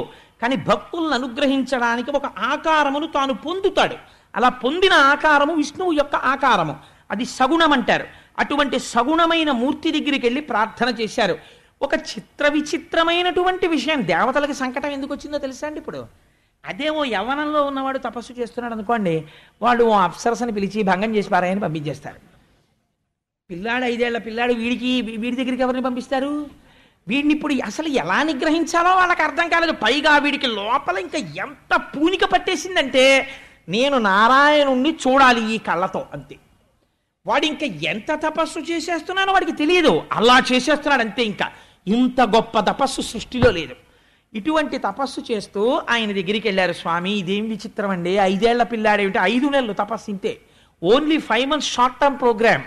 కానీ ఆ తపస్సు ఇప్పటివరకు ఎవరూ చేయలేదు. వాడి కోరిక ఏమిటో తెలియదు. పోనీ విచిత్రం ఏంటంటే వాడు ఈ కోరికతో చేస్తున్నాడు. ఇంద్ర పదవి కోసం చేస్తున్నాడు అనుకోండి, ఇంద్రుడు కంగారు పడిపోయి ఏదో ఒకటి చేసేస్తాడు. చాలా పెద్ద పదవి కావాలంటాడంతే. నారదుడు అడిగితే కూడా వాడికే తెలియదు వాడికి కావలసిన పెద్ద పదవి ఏమిటో. అసలు ఆ పెద్ద పదవి ఏమిటి, వాడు ఎందుకు చేస్తున్నాడు, మీరు కావాలంటాడు, మీరే ఇవ్వాలంటాడు. అసలు ఏమిటి అల్లరి? స్వామి మీరు బయలుదేరి ఒక్కసారి వెళ్ళండి స్వామి, ఏమనుకోవద్దు, ఇలా అయిపోతోంది భూమండలం అంతాను అన్నారు. అంటే ఆయన అన్నాడు ఒక నవ్వు నవ్వి, ఎవడు రానా గురించి ఏడ్చి ఇలా తప్పించినవాడు వాడిని చూడ్డానికి పొంగిపోతూ పెడుతున్నానన్నాడు అని లక్ష్మీ సహితుడై గరుడ వాహనారూఢుడై ధ్రువుడు తపస్సు చేస్తున్నటువంటి మండలానికి వచ్చాడు. వచ్చి ఒక్కసారి ఆ భూమండలం మీద నిలబడి సాక్షాత్కరించాడు. సాక్షాత్కరించేటప్పటికి పిల్లవాడండి, చిన్నవాడు, ఆయనకి ఏం తెలుసు ధ్రువుడికి. కళ్ళు విప్పి చూశాడు. ఓహ్, ఎదురుగుండా తేజోవిరాజితమైనటువంటి మూర్తి దర్శనమిచ్చాడు. ఎవ్వరికీ దర్శనమివ్వని స్వామి, మాంసనేత్రములకు గోచరము కాని స్వామి ఈ నేత్రములకు ధ్రువుడికి దర్శనమిచ్చాడు. ఇస్తే విచిత్రం ఏంటంటే వీడికి నారాయణ అని పిలవడం కానీ ఆ తర్వాత స్తోత్రం చేయడం కానీ రాదు. ఎందుకంటే వాడు ఏమైనా చదువుకుంటే కదా, వాడికి గురుముఖత విద్య లేదు, వాడు పురాణం చదవలేదు, వాడు ఉపనిషత్తు చదవలేదు, వాడి కోరిక ఏమిటో వాడికి తెలియదు. వాడు వచ్చి తపస్సు చేశాడు. ఇప్పుడు స్వామి వచ్చిన తరువాత కనీసం స్వామి మీ అంతటి మహాపురుషులు వచ్చి దర్శనమిచ్చారు అని ఏదో అనాలి కదా, ఒక స్వాగత వాక్యం. వీడు నేను కోరుకున్న స్వామి కనపడ్డారని జుర్రేస్తున్నాడు కళ్ళతోటి. అంతే. ఆపాదమస్తక నారదుడు ఎలా చెప్పాడో అలాగే ఉన్నాడు. కాదు దానికి 1,000,000 రెట్లున్నాడు. నోటితో చెప్పడం కుదరదనమాట అని జుర్రుకుని ఆనందంలో తాగేస్తూ ఇలా పైనుంచి కిందకి, కింద నుంచి పైకి, పైనుంచి కిందకి చూస్తూ అలాగే కూర్చుని ఉండిపోయాడు. ఉండిపోతే స్వామి చరిత్రలో లేని సంఘటన చూసి, వీడు ఇలాగే కూర్చుంటాడు, వీడికి కనీసం స్తోత్రం చెయ్యడం నేనే నేర్పుదాం, లేకపోతే రేపు పొద్దున్న దర్శనమిస్తే వాడు పద్యం కూడా చెప్పలేదంటారు.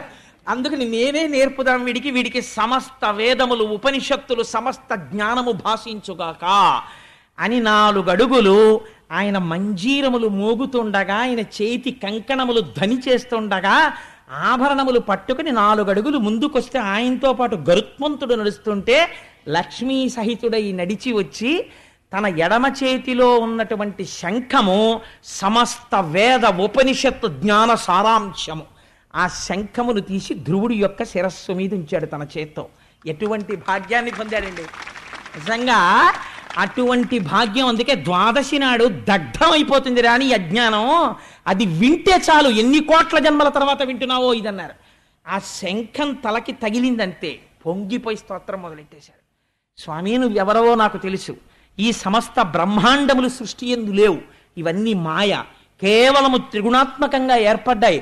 ఆది యందు ఉన్నటువంటి వాడివి, అంతమునందున్న వాడివి, మధ్యలో ఉన్న స్థితికారుడవు, పురాణ పురుషుడవు నీవొక్కడివే. సముద్రము వంటి నీ నాభికమలములోంచి ఉద్భవించినటువంటి చతుర్ముఖ బ్రహ్మగారు నువ్విచ్చినటువంటి వేదములను ఆధారం చేసుకుని ఈ సృష్టినంతటినీ రచన చేశాడు. పామరుడైనటువంటి వాడు, ఇంద్రియముల కదలన కలిగేటటువంటి సుఖము శాశ్వతమనుకున్నవాడు నిన్ను విస్మరించి ఇంద్రియ భోగములందు లంపటుడై పునర్జన్మలెత్తుతూ కొన్ని కోట్ల జన్మలెత్తుతూ సంసార పరిభ్రమణమును చేస్తూనే ఉన్నాడు. ఈశ్వర, నీ అనుగ్రహము ఎంతటిదని నేను చెప్పగలను. కేవలము నిన్ను చూడాలని ఆర్తి చేత, ఏమీ చేత కానటువంటి నేను నీ నామమును ఉచ్చరిస్తూ ఇక్కడ కూర్చుండిపోయినంత మాత్రం చేత దయాళువు అయి నాకు దర్శనమిచ్చావు. స్వామి, నువ్వు కనపడ్డావు కాబట్టి నేను ఒకటి అడుగుతున్నాను. జన్మ జన్మాంతరములకు నాకు కావలసినది ఏమిటో తెలుసా అని ఆయన అంటాడు. హరిభజనీయ మార్గనీయతాత్మకుడై భవదీయమూర్తిపై వరలిన భక్తియుక్తులకు వారల సంగతి కలుగచేయు సత్పురుష సుసంగతిన్ వ్యసన దుర్భవ సాగరమప్రయత్తతన్ సరస భవత్ కథామృతరసంబునమత్తుడనై తరించదన్. స్వామి, సర్వకాలములయందు నీ కథలే తలుచుకుంటూ, నిన్నే చూస్తూ, నీ గురించే మాట్లాడుతూ, ఎప్పుడు వెళ్ళి పలకరించినా ఆ మాటలు మళ్ళీ ఈశ్వరుడిలోకి వెళ్ళిపోయి, ఎప్పుడు భగవత్ కథలు చెప్పుకుంటూ, మనస్సు పొంగిపోతూ, ఎప్పుడు ఈశ్వరుడు గురించే తలుచుకుంటూ, ఒక్కడు కూర్చున్నా సరే ఏదో తలుచుకుని వాళ్ళో వాడే సంతోషపడిపోయి అటు ఊగిపోయి ఇటు ఊగిపోయి వెరినవ్వు నవ్వేసుకుంటుంటే, ఏమిటంటే ఆయన అలాగా వెర్రెళ్ళగా అలా ఊగిపోతుంటాడు అంటుంటే, లోపల ఈశ్వరుణ్ణి తలుచుకోవడం వల్ల కలిగినటువంటి ఆనందం లోపల పట్టక, నిండిపోయినటువంటి నీటితో కూడినటువంటి బిందె ఇంక నీటిని పట్టలేక అంచులవించి కారిపోయినట్టు, లోపల భగవంతుని యొక్క గుణములను స్మరించడము చేత కలిగినటువంటి ఆనందము లోన పట్టక, కర్మేంద్రియ సంఘాతమైనటువంటి శరీరము అటు ఇటు కదిలిపోతూ ఆనందపడిపోయేటటువంటి మహాపురుషులైనటువంటి భక్తులతోటి నాకు సాంగత్యమి. వారితో కలిసి ఉండడం చేత ఆ మాటలు విని విని విని నా మనస్సు కూడా నీ యొక్క పాదార విందముల యందు శాశ్వత స్థానమును పొందుతుంది. స్వామి, నాకు కావలసినది ఏమిటో తెలుసా? నిరతము తావకీన భజనీయ పదాబ్జ సుగంధ లబ్ధి ఎవ్వరి మది నొందగా కలుగు వారలు తత్ప్రియ మర్చదేహమున్నరయ తదీయ దార తనయాది సుహృద్గృహ బంధు వర్గమున్మరతురు విశ్వతోముఖ రమాహృదయేశ ముకుంద మాధవ. ఎన్ని మాటలు వచ్చేసాయో చూడండి. ఆ శంఖం తగలగానే ఆయన అంటున్నాడు, సంసారములో లేరా అంటే సంసారములో ఉంటారు, సంసారము వదిలేశారా అంటే వదిలేసినట్టు కనపడదు. సంసారములో ఉంటారు, భార్య గుర్తుండదు, పిల్లలు గుర్తుండరు, ఎప్పుడు మనస్సంతా దేని మీద రమిస్తుంటుంది? ఈశ్వరుడి మీద రమిస్తుంటుంది. అలా ఎప్పుడు రమించిపోతూ ఆఖరికి దేహం పడిపోతున్నప్పుడు కూడా ఈ శరీరం పడిపోతోందనేటటువంటి మృత్యుభయాన్ని పొందకుండా ఆఖరి శ్వాసలో కూడా నిన్నే తలుచుకుంటూ పొంగిపోయే లక్షణం ఉన్నటువంటి మహాభాగవతులు నిన్నే పొందుతున్నారు స్వామి, నీలో ఐక్యమైపోతున్నారు. అటువంటి వారితోటి నాకు సాంగత్యం ఇప్పించు తండ్రి అని అడిగాడు. అడిగితే స్వామి చూసన్నారు, ఊరే నువ్వు చాలా గొప్ప స్తోత్రం చేశావురా, మహావైరాగ్యం ఉన్న వాళ్ళు ఇటువంటి స్తోత్రం చేయరు. నీ స్తోత్రం నన్ను చాలా ఆనందపరిచింది, కానీ నీకేం కావాలి అని నేను అడగాలి. ఇప్పుడు అడిగితే నువ్వేం చెయ్యాలి? అయ్యా స్వామి, నాకు ఇది కావాలండి అని అడగాలి. దీన్ని స్వామి దర్శనం ఇవ్వడం, భక్తుడు వరం అడగడం, స్వామి వరాన్ని ఇవ్వడం అంటారు. నీకు నారదుడు చెప్పాడు కదా, నేను ఏదైనా ఇవ్వగలను అని మీ అమ్మ చెప్పింది కదా, అందుకే కదా నువ్వు తపస్సు చేశావు. నువ్వు బయలుదేరేటప్పుడు ఏమని బయలుదేరావు? నాకు పెద్ద పదవి కావాలని బయలుదేరావు. నీకు పెద్ద పదవి అంటే నీకు ఏమిటి చెప్పాలో నీకు చేత కాదు. కానీ ఇది నువ్వు పెద్ద పదవి అన్నది ఏమిటో నాకు ఒక్కడికే తెలుసు. కానీ అది ఎవరికి ఇవ్వరు ఆ పదవి. కానీ ఊరే ఇంత చిన్నవాడివా పదం ఏమిటో తెలియకుండా ఇంత తపస్సు చేసేసావు, అందుకే నీకు ఇచ్చేస్తున్నాను ఆ పదవి. ఏమిటో తెలుసా ఆ పదవి? ధర్మము, అగ్ని, కశ్యపుడు, సప్తర్షులు, కాలము, నక్షత్ర మండలము, ఋతువులు, సూర్యచంద్రాది గ్రహములు, ఈ బ్రహ్మాండములు ఏది కదలకపోతే దాన్ని ఆధారంగా చేసుకుని రంగులు రాట్నం తిరిగినట్టు తిరుగుతాయో అటువంటి ధ్రువమండలం కింద నిన్ను మార్చేస్తున్నాను. నువ్వు ధ్రువమండలమై వినువీధిన వెలుగుతుంటే నిన్ను ఆధారం చేసుకుని సమస్త జ్యోతిశ్చక్రము తిరుగుతుంటుంది. అటువంటి పదవిని నీకు అనుగ్రహిస్తున్నానన్నాడు. అంటే అసలు ధ్రువుడికి అలాంటి పదవి ఉంటుందని తెలియదు, పొంగిపోయాడు. ఇది స్వామి అనుగ్రహం అంటే. అందుకే శంకరాచార్యులు వారు అంటారు, ఈశ్వరుణ్ణి నువ్వు అడక్కు అంటారు. నీకేం వచ్చు అని అడుగుతావు నువ్వు అడక్కు, నీకు నోటితో తెలియదు. స్వామి నువ్వు రక్షించు అను. ఆయనకి తెలిసి నీకేమిచ్చి కాపాడుకోవాలో ఆయన ఇస్తాడు. ఏమండి ఆయన్ని ఎంతోమంది ఎన్నో అడిగారు, ఇలా అడిగిన వాళ్ళు ఉన్నారా అని. నీకు అంత పదవి ఇచ్చానురా, కానీ ఇప్పుడే కాదు, నువ్వు ఇంటికెళ్ళు. నీకు భవిష్యత్తు కూడా చెప్పేస్తున్నాను. నీ తమ్ముడు మరణిస్తాడు, నీ పిన్ని మరణిస్తుంది, నీకు రాజ్యాభిషేకం జరుగుతుంది. జరిగిన తరువాత తదనంతర కాలమునందు నువ్వు వైరాగ్యం పూర్ణంగా సిద్ధించి తపస్సు చేస్తావు. అప్పుడు నిన్ను అటువంటి ధ్రువమండలానికి తీసుకెళ్ళి తర్వాత నాలో ఐక్యం చేసేసుకుంటాను. ఇదే నీకు చిట్ట చివరి జన్మ అని చెప్తే ధ్రువుడు అని చెప్పి స్వామి అంతర్ధానం అయిపోయారు. అంతర్ధానం అయిపోతే ధ్రువుడు చాలా దిగులుగా ముఖం పెట్టి, అయ్యో ఇంత తపస్సు చేస్తే నాకు ఇదా ఫలితమని ఏడుపు మొహంతో బయలుదేరట. అది విచిత్రం. మీరు విచిత్రం చూసారా? ఆయనంత పదవిస్తే ఈ పిల్లాడికి ఏమిటో ఇంత తపస్సు చేస్తే శ్రీమన్నారాయణుడు కనపడితే పెద్ద పదవిస్తాడనుకుంటే ఇదా నాకు ఇచ్చింది అని ఏడుస్తూ పెడుతున్నట్టంటే చిన్న బుచ్చుకున్న మొహంతో. అంత ధ్రువుండును పంకేరుహాక్ష పాద కమల సేవోసాదిత మనోరథములు తనదియో తనదు చిత్తంబులోన తుష్టి పొందక చనియ విశిష్ట చరిత్ర. విదురుడితో చెప్తున్నాడు మైత్రేయుడు. మనసులో తృప్తి లేకుండా తలొంచుకుని ఏదో ఓడిపోయిన వాళ్ళ అలా నడుస్తున్నాడు అన్నారు. అంటే విదురుడు తెల్లబోయాడు. ఇదేమిటయా, నేను ఎక్కడ కనీ విని ఎరుగని ఇంతటి పదవి ఇస్తే ఇంతటి ధ్రువుడు ఇంత గొప్ప పదవొచ్చిందని సంతోషపడ్డం మానేసి ఇలా తలంచుకుని ఏడుస్తూ వెళ్ళడం ఏమిటయ్యా అన్నాడు. అంటే మైత్రేయుడు అన్నాడు, అనగా పినతల్లి తన్ను పల్కిన దురుక్తి బాణ విద్ధాత్ముడగుచు తద్భాషణములు చిత్తమున తల్చుచుండుటను చేసి ముక్తి కొరమికినత్మలో వగగుందుచుండే. ఆ పిల్లవాడు అనుకున్నట్ట, అయ్యవారి స్వామివారి చేతి శంఖం తలకి తగిలింది కదా, నేను తెలియక మా పిన్ని మాటలు నా హృదయంలో నాటుకోవడం వల్ల నాన్నగారి తొడ మీద నన్ను కూర్చోపెట్టుకోలేదు అన్న కారణంతో బయలుదేరుతున్నప్పుడు నాకు పెద్ద పదవని బయలుదేరాను. సనక సనందనాది మహర్షులు ఎన్ని కోట్ల సంవత్సరముల నుంచో తపస్సు చేసి జ్ఞానమంటే ఏమిటో తెలుసుకుందామని ఏ స్వామిని దర్శనం చేద్దామని ప్రయత్నం చేస్తున్నారో అటువంటి వాడు నాకు దర్శనం ఇచ్చాడు. నేనేమడిగి ఉండాల్సింది? స్వామి నాకు మోక్షమి అని అడిగి ఉండాల్సింది. నేనేమో ఏమీ మాట్లాడలేదు, అనవసరంగా పెద్ద పదవన్నాను. ఇప్పుడు నేను కొన్నాళ్ళు ఆ ధ్రువమండలంలో ధ్రువుడిగా ఉండాలి, హాయిగా మోక్షం పొందేస్తే ఎంత బాగుండేది అనుకున్నట్ట వాడు. అందుకుని వాడికి తృప్తి పొందలేదు. అంటే ఇప్పుడు మీకు ఏమర్థం అవుతోంది? స్వామి శంఖం ఎవరికి తగిలిందో వాడు ముక్త పురుషుడు అవుతాడు. వాడికి ముక్తి ఎందే కోరిక ఉంటుంది. కానీ బయలుదేరినప్పుడు ఏ కోరిక కోడాడో అది అనుగ్రహించకుండా స్వామి ఉండరు. అందుకని అటువంటి కోరికను అనుగ్రహించడానికి స్వామి సిద్ధపడ్డారు. అంటే ఇది ధ్రువుడి యొక్క మనస్సు 5 ఏళ్లలో ఎంత పరిణితి చెందిపోయిందో చూడండి, ఎంత స్థితికి వెళ్ళాడో చూడండి. ఈలోగా నారదుడి సంతోషం ఏమిటో తెలుసా అండి? నారదుడి లాంటి వాడు ఎక్కడ ఉంటాడండి? ఉత్తానపాదుడి దగ్గరికి వెళ్ళాడు.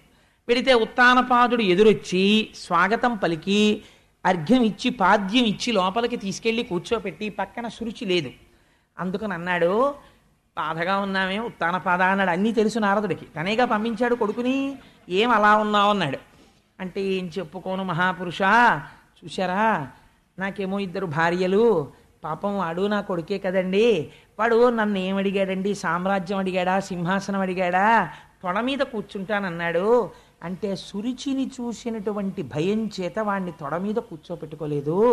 నారాయణుడి గురించి తపస్సు చెయ్యండి, వాడు అడవికి వెళ్ళిపోయాటండి, తర్వాత నేను అడిగితే అడవికి వెళ్ళిపోయాడు తపస్సుకు అన్నారు. పిల్లాడు 5 ఏళ్ల పిల్లాడు, వాడి తపస్సు ఏమిటి, వాడికి అరణ్యం ఏమిటి, వాడిని ఏ క్రూర మృగాలు తినేశాయో, కన్న తండ్రిని అయ్యుండి పిల్లవాడి పట్ల ఇంత క్రూరంగా ప్రవర్తించానే అని నా మనసు గాయమును పొందింది అన్నాడు. తప్ప సురుచిని వదిలేశాను, దాని మాట వినడం మానేశాను లేదు. అది విచిత్రం. మనం ఎక్కడో పశ్చాత్తాపం ఉంటుంది ఈ పని చేశామని, కానీ ఇంకా సురుచికే పెద్దపీట వేస్తుంటాం. అలా ఉండకపోతే ఇంత అల్లర్లు ఎందుకుంటాయండి మనకి? ఆ అజ్ఞానం పోవడానికే దాల్చినాడు ఇది విండం కదా. అందుకని ఈ మాటలంటే నారదుడు అన్నాడు, ఒరే నువ్వు తొడెక్కించుకోలేదు, కానీ ఇప్పుడు ఆయన ఏ స్థితి పొందేశాడో తెలుసా ధ్రువుడు? ముందు శుభవార్త చెప్పేమంటే అంత ఇష్టమోనండి నారదుడికి, తన ప్రమేయం లేకుండా జరిగిపోతుందేమో అని పరిగెత్తేస్తుంటాడు.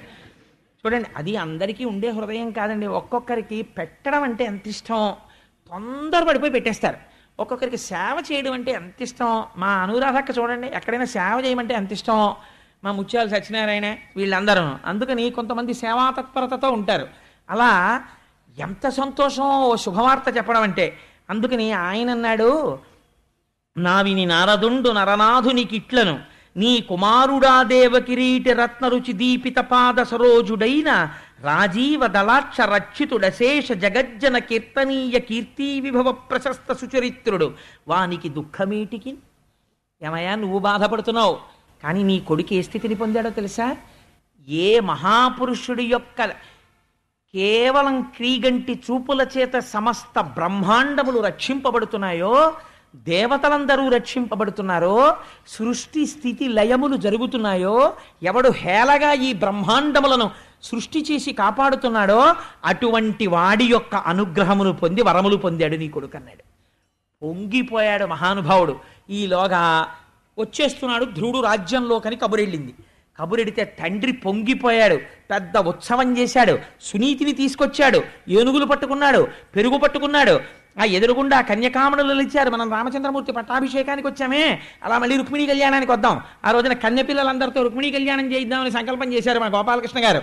ఎటువంటి వాళ్ళకి కూడా మంచి భర్త వస్తాడు. ఒకవేళ నుదుటున వ్రాసి ఉన్నా కూడా, దుర్మార్గుడు అల్పాయుష్కుడైన భర్త రావాలని ఉన్నా కూడా రుక్మిణీ కళ్యాణం చేస్తే వాళ్ళ నుదుటి వ్రాత మారి సత్పురుషుడైన వాడు భర్తగా వస్తాడు. కృష్ణ పరమాత్మ లాంటి భర్త వస్తాడు. అందుకని భాగవతం జరుగుతోంది కాబట్టి కోటేశ్వరారు రుక్మిణీ కళ్యాణం రోజున ఆడపిల్లలు కన్నె పిల్లలందరినీ కూర్చోబెట్టి రుక్మిణీ కళ్యాణం చేద్దాం, ఎన్ని వేల మంది అయినా సరే చేద్దామండి అన్నారు. అందుకని ఆ రోజున రుక్మిణీ కళ్యాణం చేద్దాం మనందరం చక్కగాను. అందుచేత చూడండి, ఆ ధ్రువుడు వచ్చేస్తుంటే తండ్రి పొంగిపోయాడు. తండ్రి పొంగిపోయి ఎదురెళ్ళాడు. చక్కగా అక్షతలు తల్లుతున్నారు.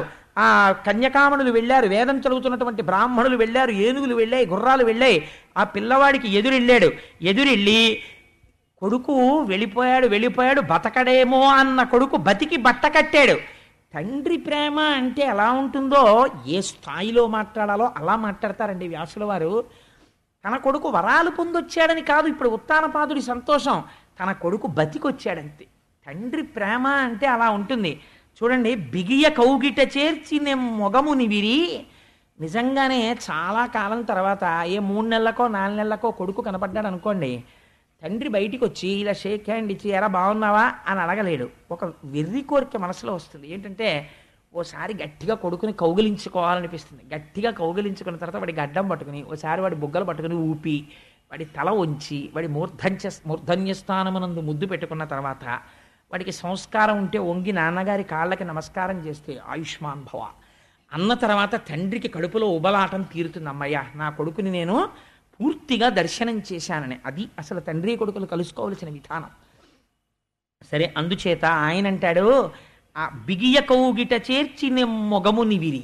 పాపం ఆ ఉత్తానపాదుడు కొడుకుని చూడగానే గట్టిగా కౌగిలించేసుకుని వాడి బుగ్గల్ని విరేసి శిరము మూర్కుని చిబుకంబు చేతపునికి వాడి తల వంచి వాడి మూర్ధన్య స్థానంలో ముద్దు పెట్టుకుని వాడి గడ్డాలు ఇలా నిమిరి అవ్యయానంద బాష్పధారాభిషిక్తు. వెర్రి ఆనందం కొడుకొచ్చేసాడని నోట మాట రాక కొడుక్కి క్షమార్పణ చెప్పకూడదు. నాన్న నిన్న ఆ రోజున తొడెక్కించుకోలేదు ఏమనుకోలే, సారీ అని నాన్న అనకూడదు. లేకపోతే నువ్వు ఇంత గొప్పవాడివి అయిపోయావు అనకూడదు, పొగడకూడదు. ఎంత ధర్మం పాటించాడో చూడండి. తెలియక కాదు, సురుచికి లొంగడం వల్ల ఇది ఇన్నాళ్ళు పైకి రాలేదు. ఇప్పుడు ఆనందంతో కన్నుల వెంట నీరు కారిపోతుంటే నేను అన్న ఒక్క మాటకి అంత స్థితిని పొందావా నాన్న, నువ్వురా కొడుకు అంటే నన్ను ఉద్ధరించావు అని కౌగిలించుకుంటే కన్నుల వెంట కారిపోతున్నటువంటి బాష్పధారల చేత కొడుకు తల తడిసిపోయిందిట. అలా చేసి ఆశీర్వదింప ఆ చిరయశుండు. అలా కౌగిలించుకుంటే ఆ కౌగిటిలోంచి జారిపోయి తండ్రి పాదముల మీద పడి శిరస్సు తాటించి నమస్కరించేట ధ్రువుడు. చిరాయుర్దాయం కలుగుతుందిరా, ఆయుష్మాన్ భవ అని ఆశీర్వచనం చేసి ఎత్తి కౌగిలించుకుని, ఇదండి మర్యాద అంటే. ఒక తండ్రి కొడుకులు మన సమాజంలో ఎలా ఉండేవారో, అంతేగాని అమ్మ దగ్గరికి వెళ్ళి అమ్మ ఈయన్ని ఎలా భరిస్తున్నావు అమ్మా నువ్వు ఇన్నాళ్ళ నుంచి అని వెర్రి జోకులు తండ్రి మీద వేసేటటువంటి దుష్ట సంస్కారం అసలు ఈ జాతికి తెలియదు. ఏ దౌర్భాగ్యుడైన రచయిత రాశాడో, ఎవడు నాశనం చేశాడో ఈ దేశాన్ని నాకు అర్థం కాదు. కానీ అసలు ఆ సంస్కారమే ఈ దేశానికి లేదు. ఇది మన సంప్రదాయం, ఇది మన గౌరవం. తండ్రి కొడుకులు మాట్లాడుకుంటే అలా మాట్లాడుకుంటారు, తల్లి కూతురు మాట్లాడుకుంటే అలా మాట్లాడుకుంటారు. అంత వైభవోపేతంగా ఉంటుంది. ఒక అత్త కోడలు మాట్లాడుకుంటే అలా మాట్లాడుకుంటారు. అది స్థితి అంటే. సరే, అందుచేత మళ్ళీ నేను అటుపోతుంటాను ఇటో ఉండుండి అని సంతోషపడిపోయి ఆ కొడుకుని చూసి నోట మాట రాక అనగా, నీ వలన ఎంత వైభవాన్ని పొందానురా అని సంతోషపడి లోపలికి తీసుకెళ్ళాడు. తీసుకెళ్ళిన తర్వాత ఇక్కడ వ్యాసుల వారు సంక్షిప్తం చేశారు. ఈ పిల్లవాడికి ఆ రాజ్యములో ఉన్న వాళ్ళందరూ కూడా పట్టాభిషేకం చెయ్యమని అడిగారు. ఉత్తముడు కూడా అంగీకరించాడు. చిత్రం ఏమిటంటే, సునీతి సురుచి ఇద్దరు వచ్చారు ఎదురు. వస్తే సునీతికి సురుచికి ఇద్దరికీ కూడా శిరస్సు వంచి నమస్కరించాడు ధ్రువుడు. ఇద్దరూ ఆశీర్వచనం చేశారు. ఏనుగు మీద పక్కన తమ్ముడు కూడా కూర్చోవాలని పట్టుపట్టి ఉత్తముడిని కూర్చోబెట్టుకుని అంతఃపురంలోకి వెళ్ళాడు. ఉత్తముడు సంతోషించాడు. ఈయనకి పట్టాభిషేకం చేయమని ప్రజలందరూ అడిగారు. ధ్రువుడికి పట్టాభిషేకం చేశాడు. చేసిన తరువాత ఒక గమ్మత్తు జరిగింది. మీరు ఇది బాగా జ్ఞాపకం పెట్టుకోవాలి జీవితంలో. చిన్నపిల్లలు కదా, వాళ్ళకేం తెలియదు కదా అనో, భాగవతులు కదా, మారు మాట్లాడరు కదా, తెగబడి దెబ్బలాడరు కదా అనో, భాగవతుల మనస్సుని మీరు బాగా కష్టపెట్టారనుకోండి, వాడు లోపల పొందినటువంటి పరితాపము వలన కన్నుల వెంట నీరు కారిందనుకోండి, అది కట్టి కుడిపేయవలసిందే. దాని ఫలితం అది ఇచ్చేస్తుంది. సురుచి యొక్క కుమారుడైనటువంటి ఉత్తముడు ఉత్తర దిక్కునున్న హిమాలయ పర్వతాల మీదకి వెళ్ళాడు. అందులో ఉత్తముడు ప్రాణములు కోల్పోయాడు. కొడుకు మరణించాడన్న వార్త విన్నటువంటి సురుచి అరణ్యములో ప్రయాణిస్తోంది. కార్చిచ్చు పుట్టి అందులో కాలిపోయి సురుచి మరణిస్తే ఒక ఆశ్చర్యకరమైనటువంటి సంఘటన జరిగింది. చేసిన పాపం కట్టి కుడపక మానదు. కాబట్టి అన్నిటికన్నా జాగ్రత్తగా ఉండవలసింది దేని విషయంలోనో తెలుసా అండి? నోటి విషయంలో. ఉంది కదా అని ఎవరితో పడితే వాళ్ళతో అలా మాట్లాడకూడదు. భగవంతుణ్ణి నమ్ముకున్న భాగవతులు ఉంటారు, వాళ్ళతో చాలా జాగ్రత్తగా ఉండాలి. మీ ఇంట్లో ఫీజు అయితే మీరు చేత్తో తీసివేస్తారు. అదే ట్రాన్స్ఫార్మర్ మీద ఫ్యూజ్ పోతే మీరు ముట్టుకుని చేత్తో వేస్తారా? మీరు ముట్టుకోకూడదు. భగవంతుణ్ణి నమ్ముకున్నటువంటి భాగవతులతో ప్రవర్తించేటప్పుడు దాని యందు నిగ్రహం ఉండాలి, గౌరవం ఉండాలి, జాగ్రత్తతో ప్రవర్తించాలి. ఎందుకంటే వారి మనస్సు సంతోషించింది అనుకోండి, ఈశ్వరానుగ్రహం కలుగుతుంది. వారి మనస్సు ఖేదపడింది అనుకోండి, ఈశ్వరుడి ఆగ్రహం కలుగుతుంది. అందుకని భాగవతులతో జాగ్రత్తగా ప్రవర్తించకపోతే ఎంత ప్రమాదం వస్తుందో కూడా ధ్రువోపాఖ్యానం చెప్పేసింది మనకి. తదనంతర కాలమునందు వివాహం జరిగింది ధ్రువుడికి. ఆ వివాహం జరిగినప్పుడు శిశుమారుడు అనబడేటటువంటి ఒక ప్రజాపతి అంటే చాలా పెద్ద పోస్ట్ అది. ఆ ప్రజాపతికి ఒక కుమార్తె, ఆ కుమార్తె పేరు భ్రమి. ఆ భ్రమి అనబడేటటువంటి కుమార్తెని ధ్రువుడు వివాహం చేసుకున్నాడు. ఆ భ్రమి అనబడేటటువంటి భార్య యందు ఇద్దరు కుమారులు పుట్టారు. ఒకడి పేరు వత్సర, ఒకడి పేరు కల్ప అని ఇద్దరు కుమారులు పుట్టారు. ఆ తర్వాత వాయుదేవుడి యొక్క కుమార్తె అయినటువంటి ఇలా అనబడేటటువంటి ఒక పిల్లని పెళ్లి చేసుకున్నాడు. ఆ పిల్ల యందు ఉత్కళ అనబడేటటువంటి కుమారుడు జన్మించాడు. వీరొక కుమార్తె కూడా జన్మించింది. ఇవన్నీ ఏమిటో తెలుసా అండి? ఆయన పొందపోయే పదవి యొక్క అర్హతలు. మీకు ఆయన ధ్రువపదమై ఉంటాడు, ఆయన కదలకుండా అన్నీ కదులుతుంటాయి. ఇలా కదిపేదేది? సృష్టి ఉండాలంటే వాయువు ఉండాలి. అందుకని వాయువు కూతుర్ని వివాహం చేసుకున్నాడు. ప్రజాపతి అయినటువంటి శిశుమారుడు యొక్క పిల్లని పెళ్లి చేసుకున్నాడు. ఆ పిల్లని పేరేమిటి? భ్రమి. భ్రమి అంటే కదలడం. ఏమిటి కదులుతోంది? జ్యోతిష్ చక్రమనందు సూర్యమాన చాంద్రమానముల చేత తిథులు నక్షత్రములు అన్నింటితోటి బ్రహ్మాండములు కాలమునందు కదులుతుంటాయి. కదులుతున్న కాలమునకు కదలని తాను ఆధారభూతుడై ఉంటారు, తనకు ప్రదక్షిణంగా తిరుగుతూ ఉంటారు. ఇటువంటి దానికి భ్రమి భార్య. ఈ కాలమునకు హద్దు ఏమిటి? వత్సర. వత్సర అంటే మనం ఒక సంవత్సరాన్ని ముందు ప్రమాణంగా చెప్తాం. ఏదో పార్థివనామ సంవత్సరే ఉత్తరాయణే మాఘమాసే శుక్లపక్షే ద్వాదశిమ్యాం వాసరః అని కదా సంకల్పం చెప్తాం. అందుకని వత్సరము ఒక హద్దు. యుగాంతం అయిపోయిన తర్వాత హద్దేది? కల్పము. శ్వేతవరాహ కల్పే అలా చెప్తాం. అందుకని కల్పం ఒక హద్దు, వత్సరము ఒక హద్దు. ఈ రెండు హద్దులు తనకి బిడ్డలై వచ్చారు ఇప్పుడు. అంటే ఇప్పుడు తను పొందపోయేటటువంటి పదవిని ఆవిష్కరిస్తున్నారు. ఉత్తముణ్ణి ఒక యక్షుడు సంహరించాడని తెలుసుకున్నాడు. తెలుసుకుని ఆగ్రహించాడు. మీరు చాలా జాగ్రత్తగా వినాలి ధ్రువోపాఖ్యానంలో ఈ మలుపుని. కోపం వచ్చింది. నా తమ్ముణ్ణి యక్షులు సంహరిస్తారా అని యుద్ధానికి బయలుదేరాడు. ధ్రువుడి రథానికి ఒక గమ్మత్తుంది. రంగురంగుల రథం ఎక్కుతాడు. రథం ఎక్కి హిమాలయ పర్వత ప్రాంతానికి వెళ్ళి కుబేరుడి యొక్క సైన్యం, యక్షులంటే ఆయన దిక్పాలకుడు, ఆ యక్షులతో విశేషమైన యుద్ధాన్ని ప్రారంభం చేశాడు. చిట్ట చివర ఆ యుద్ధంలో కొన్ని వేల మంది యక్షుల్ని చంపేశాడు. చంపేసి నరనారాయణాస్త్రాన్ని ప్రయోగించడానికని మంత్రాన్ని అనుష్ఠానం చేస్తున్నాడు. చేస్తున్న సమయంలో తాతగారైనటువంటి స్వయంభువ మనువు కనబడ్డాడు. కనబడి ఒక మాట చెప్పాడు. ఎంత తపస్సు చేసిన వాడికి ప్రమాదం ఎక్కడ నుంచి ముంచుకొస్తుందో తెలుసా? అర్థము లేని కోపములోంచి ప్రారంభం అవుతుంది. నువ్వంత తపస్సు చేశావు, 5 సంవత్సరముల వయస్సులో తపస్సు చేశావు. నీ కోపాన్ని ఈశ్వరుడి యందు తపస్సుగా మార్చావు, ఈశ్వరానుగ్రహాన్ని పొందావు. ఎవ్వరూ పొందలేనటువంటి ధ్రువ పదవిని పొందావు. ఇంత పొంది ఇన్ని తెలిసి నీ తమ్ముణ్ణి ఒక యక్షుడు సంహరించాడు. జనన మరణములు ఈశ్వర సంకల్పితములుగా జరుగుతాయి, పాపపుణ్య ఫలితములుగా ఈశ్వరుడు అనుగ్రహిస్తాడని మరిచిపోయావు. పొగడకూడదు మనవణ్ణి. మరిచిపోయి ఒక యక్షుడు చంపితే ఆ యక్షుణ్ణి నువ్వు చంపితే దోషం లేదు. మొత్తం యక్ష జాతిని సంహరిస్తున్నావు. యక్షులందరూ ఎవరిని సేవిస్తారు? కుబేరుణ్ణి సేవిస్తారు. కుబేరుడు ఎవరిని సేవిస్తాడు? అన్నగారి అంత అనుబంధంతో పరమశివుణ్ణి సేవిస్తాడు. ఇప్పుడు యక్షుల యొక్క ప్రమాదము కుబేరుడి చెవిన పడి కుబేరుడికి కలిగిన ఆగ్రహము శివుడికి తెలిస్తే నువ్వెంత ప్రమాదమునకు వెళ్ళిపోతావు? మనిషికి కలిగినటువంటి కోపానికి ఒక హద్దు ఉండాలి. తనని తాను ఏదో ఒక స్థితిలో ఫుల్ స్టాప్ ప్రయత్నపూర్వకంగా పెట్టేయాలి. లేకపోతే ఆ కోపము క్రోధముగా మారిపోతుంది. ఆ క్రోధము అర్థము లేనటువంటి వ్యగ్రతకు వెళ్ళిపోతుంది. ఆ వ్యగ్రతలోంచి తన పతనము ప్రారంభమైపోతుంది. నువ్వు పొందపోయే పదం ఏమిటి? నువ్వు చేసిన పని ఏమిటి? నువ్వు ఇటువంటి పని చెయ్యొచ్చా?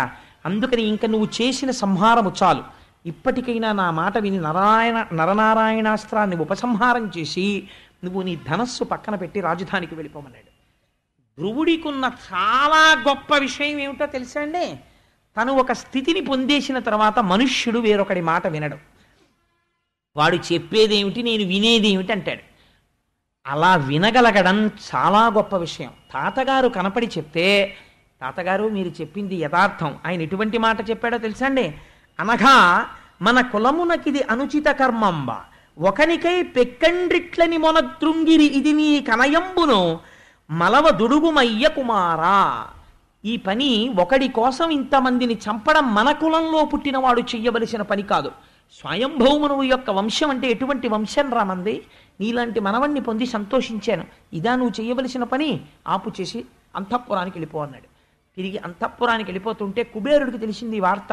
తాతగారు చెప్తే ఇంత కోపాన్ని కుబుసం వదిలినట్టు వదిలేసి ధ్రువుడు ఇంటికి వెళ్ళిపోతున్నట్ట అని తెలుసుకున్నాడు.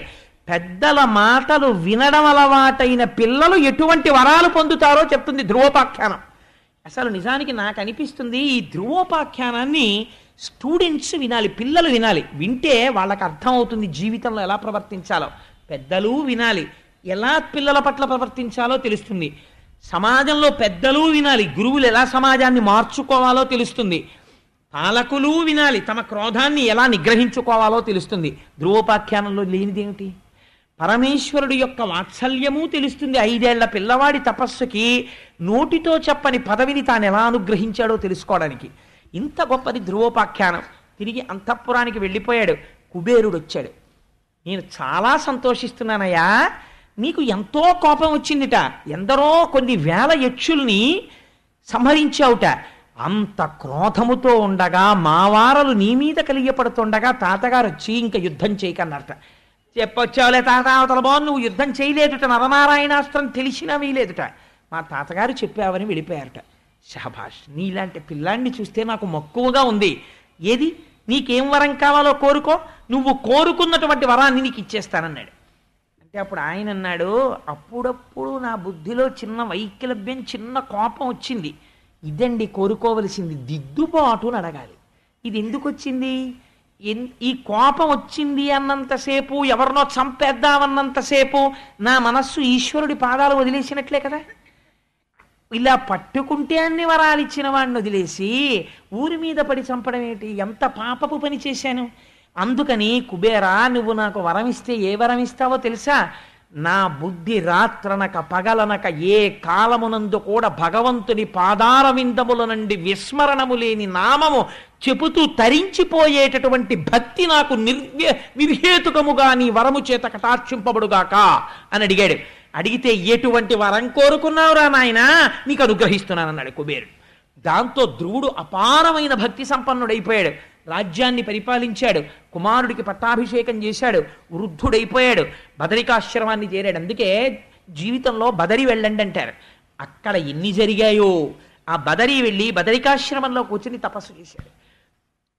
తపస్సు చేస్తుంటే ఒక ఆశ్చర్యకరమైన సంఘటన జరిగింది. ఎవరి జీవితాల్లోనూ బహుశా ఇలా జరుగుతాయని నేను అనుకోను. ఒక చిత్ర విచిత్రమైనటువంటి విమానం ఒకటి వచ్చి ఆ పర్వత శిఖరం మీద దిగింది. అందులోంచి ఇద్దరు పురుషులు నడిచి వచ్చారు. వాళ్ళు నీలమేఘము వంటి శరీరము కలిగిన వాళ్ళై శంఖచక్ర గదాపద్మములను పట్టుకుని తాను 5వ ఏట చూసిన శ్రీమన్నారాయణుడు ఎలా ఉంటాడో అటువంటి స్వరూపాలతో ఇద్దరు నడిచొచ్చారు. నడిచొస్తే ధ్రువుడు చూసి లేచి వాళ్ళకి నమస్కరించి ఆశ్చర్యపోతూ, మీరెవరు, ఎందుకు వచ్చారు అని అడిగాడు. అడిగితే వాళ్ళన్నారు, ఓ నృప, నీకు భద్రమగు నొప్పగుచున్న మదీయ వాక్యముల్ వీనుల యందు జన్పుము, వివేకముతో 5 నాడు మేధానిధివై ఒనర్చిన ఉదాత్త తపోవ్రత నిష్టచేత తేజోనయశాలివైన మధుసూదన తృప్తి వహింపచేయవే. మర్చిపోయావా? 5 నాడు తపస్సు చేశావు, ఆనాడు స్వామి వరం ఇచ్చారు. కొంతకాలం పరిపాలన చెయ్యి, శరీరము పడిపోయిన తరువాత నిన్ను ధ్రువమండలానికి తీసుకెడతానని చెప్పారు. నీకంత పెద్ద పదవినిస్తానన్నారు.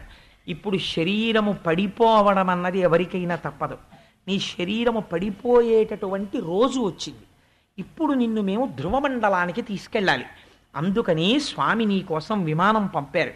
మేము విష్ణు పార్షదులం, మీరు విజయం చేసి విమానం ఎక్కండి, మేము స్వాగతం పలకడానికి వచ్చామన్నారు. ఆశ్చర్యపోతే మృత్యు వచ్చి ఇన్ని కోట్ల మందిని భయపడతాం, స్వామి అనుగ్రహం ఉన్న వాళ్ళ పరిస్థితి ఎలా ఉంటుందో చూడండి. శరీరాన్ని తీయడమా అని శిరస్సు వంచి నిలబడిందిట. తనే శరీరాన్ని వదిలిపెట్టాడు జ్ఞాని అయి. ఎలా? మృత్యువు శిరస్సు మీద తన పాదము పెట్టి విమానంలోకి ఎక్కేట ధ్రువుడు. ఇది ఎవరన్నా సాధించారండి జీవితంలో? ఇది ఒక రమణులు సాధించిన దానికి పురాణ వాక్యంగా తీసుకొస్తున్నారు వ్యాస భగవానుడు. శిరస్సు వంచి మృత్యువు నిలబడితే దాని తల మీద తన కాలు పెట్టారు. అంటే తనంత తానుగా ఈ దేహము నేను కాదని వదిలిపెట్టాడు. వదిలిపెట్టి విష్ణు విమానమునందు ప్రవేశించాడు. ప్రవేశిస్తే అది లోకములను దాటి వెళ్ళిపోతోంది. ఆశ్చర్యకరంగా లోకాలన్నింటి వంక చూస్తున్నాడు. ఆ పితృలోకం, యమలోకం, స్వర్గలోకం, సత్యలోకం, తపోలోకం, జనోలోకం అన్ని దాటి వెళ్ళిపోతోంది ఆ విమానం. వెళ్ళిపోతుంటే ఒక్కసారి విమానంలో కూర్చుని అనుకున్నాడు, ఓహోహో ఏమి లోకాలరా, ఇంతమంది ఇన్ని బాధలు పొంది మళ్ళీ పుణ్యాలు పొంది పుణ్యాలు అయిపోయిన తర్వాత కింద పడిపోయి ఇంత అల్లర్లు పడిపోతున్నారు. 5 నెలలు నేను ఇంత తపస్సు చేస్తే మా స్వామి నాకు ఇటువంటి స్థితి ఇచ్చారు. పెద్ద పదవి అంటే ఏమో అనుకున్నాను. ఇప్పుడు తెలుస్తోంది సప్తర్షులు, కశ్యపుడు, ధర్మము, అగ్నిహోత్రము, జ్యోతిశ్చక్రము తిరుగుతున్న మండలానికి నేను ధ్రువస్తంభమునై వెలుగొందబోతున్నాను. ఇంతమంది నా చుట్టూ తిరుగుతూ ప్రదక్షిణం జరుగుతుంటుంది. నేను నిరంతరము విష్ణులోక దర్శనం చేస్తుంటాను. ఏం అదృష్టం రా అనుకుని ఈ అదృష్టానికి ఎవరు కారణము అని ఆలోచించాడు. మా అమ్మ. ఆనాడు తిడితే తిట్టింది లేరా పిన్ని, కాస్త పెరుగన్నం తిను అని నేను మాట్లాడతానులే పిన్నితో, నేను మాట్లాడతానులే మీ నాన్నతో అని ఉండి ఉంటే నేను ఇవాళ ఈ స్థితి పొందను. మా అమ్మ మీ తాత పొందినట్టు నువ్వెందుకు పొందలేవు, పో నారాయణుడి తపస్సు కంది. మా అమ్మ మాట నన్ను ఈ స్థితికి తీసుకెళ్ళింది. కానీ ఆ పిచ్చి తల్లి ఎక్కడుందో అనుకున్నాడు మనసులో. అనుకునేటప్పటికీ పార్షదులు గ్రహించారు, నిన్నీ స్థితికి తీసుకొచ్చింది కాబట్టే శ్రీ మహావిష్ణువు నీకన్నా ముందు ఆవిడ విమానం నడపమని చెప్పారు. కిటికీలోంచి బయటికి చూడన్నారు. కిటికీలోంచి చూశాడు, ముందు విమానంలో దివ్యమైనటువంటి తేజోవిరాజితయ్యి సునీతి వెళ్ళిపోతోంది విమానంలో. ఆవిడ శ్రీమన్నారాయణుడిలోకి వెళ్ళిపోయింది. ధ్రువుడు ధ్రువమండలమునకు చేరుకొని తదనంతరము స్వామివారిలోకి లీనమైపోయి పరబ్రహ్మము యొక్క సాయుధ్య మోక్షమును పొందాడు. ఇంతటి అద్భుతమైనటువంటి ఈ ధ్రువోపాఖ్యానము పోతన గారు అన్నారు, ఎగ్జాక్ట్ ట్రాన్స్లేషన్ చేస్తూ సంస్కృత్ నుంచి, మహిత సత్పురుష సమ్మతంబును ధన్యంబు సర్గప్రదంబు యశస్కరంబు, ఇన్ని మాటలు వేయరండి ఫలస్తుతికి, ఎన్ని వేసేశారో చూడండి ధ్రువోపాఖ్యానానికి. యశస్కరంబు ఆయుష్కరంబు పుణ్యప్రదాయకమును మంగళకరంబు అఘమర్షణంబు సౌమనస్యంబు ప్రశంసా యోగ్యము పాప నివారణము ధ్రువపద ప్రాపకంబు. ఎవరు ద్వాదశి నాడు చేతులొగ్గి నమస్కరిస్తూ అనుమానం లేకుండా వింటున్నారో వాళ్ళు కూడా ధ్రువపదాన్ని చేరుతారన్నారు. అటువంటి ధ్రువపద ప్రాపకంబునయ్యొప్పు ఈ వ్యాఖ్యానంబు తగ నీకు నిరింగించితి, దీనినెవ్వడేని తివుట శ్రద్ధాగరిష్ఠుడై తీర్థ పాద చరణ సరసైరుహ ద్వయాశ్రయుండునుగుచు భవ్య చరిత దినాంత ప్రభాత వేళలను. ఒక దేవాలయం సమీపంలో కూర్చుని దిన ప్రారంభమునందు కానీ అసుర సంధ్య వేళ ఎందు కానీ ఈ ధ్రువోపాఖ్యాన్ని చెప్పడం ప్రారంభం చేస్తే చేతులొగ్గి నమస్కరిస్తూ అనుమానం లేకుండా పరమ భక్తితో ఎవరు వింటున్నారో, విశేషించి సినీవాలి అంటే అమావాస్య నాడు కానీ పూర్ణిమలందు పౌర్ణమి నాడు విన్నా, మరియు ద్వాదశి తిథి ఉన్నప్పుడు విన్నా, ఇవాళ ఉంది ద్వాదశి, భీష్మేకాదశి పక్క ద్వాదశిని పద్మబాంధవ వసరమున ఒక భానువారం నాడు అలా విన్నా, శ్రవణ నక్షత్రం ఉండగా విన్నా, దినక్షయమునందు, దినక్షయం అంటే తిథితో ప్రారంభమై తిథితో అంతం అవ్వాలి రోజు, దినక్షయమునందు బరగ సంక్రమణ వ్యతీపాతలందు సంక్రమణం జరుగుతున్నప్పుడు విన్నా, సబల భక్తిని వినునట్టి సజ్జనునకును ఎవరైతే అలా పరమ భక్తితో దీన్ని వింటున్నారో అటువంటి వాళ్ళందరికీ కూడా ఉత్తర క్షణం అక్కడే సజ్జోజాతం ప్రపద్యామి సజ్జోజాతాయ వై నమో నమః భవే నాతి భవే భవస్వమాన్ భవోద్భవాయ నమః అని అప్పుడే ఆ క్షణంలోనే పాపనాశనము జరిగి శ్రీమన్నారాయణుని యొక్క అనుగ్రహము వారికి కటాక్షింపబడుతోంది. ఆ కారణము చేత జీవితము కృష్ణ భక్తిలోకి మారి వారి జీవితాలు తరిస్తాయి. ఒకవేళ అల్పాయుర్దాయంతో మృత్యువు తరువుకొస్తుంటే మృత్యువు ఆగి ఆయుర్దాయము కలుగుతుంది. గ్రహముల వలన ఉద్రిక్తమైన ఫలితములు రాబోతుంటే అటువంటి ఫలితములు ఆగి శుభములను పొందుతారు. యశస్కరంబు కీర్తినిస్తుంది. ఇటువంటి పరమ పావనమైన ఆఖ్యానమును భాగవతమనందు వ్యాసుడు రచించగా మన అదృష్టం పోతనామాచ్యుల వారు ఆంధ్రీకరిస్తే ఇంతమంది భాగవతుల సమక్షంలో ధ్రువోపాఖ్యానాన్ని ద్వాదశి నాడు అసుర సంధ్య వేళ చెప్పుకునే అదృష్టాన్ని వినే భాగ్యాన్ని మీకు స్వామి కటాక్షించాడు.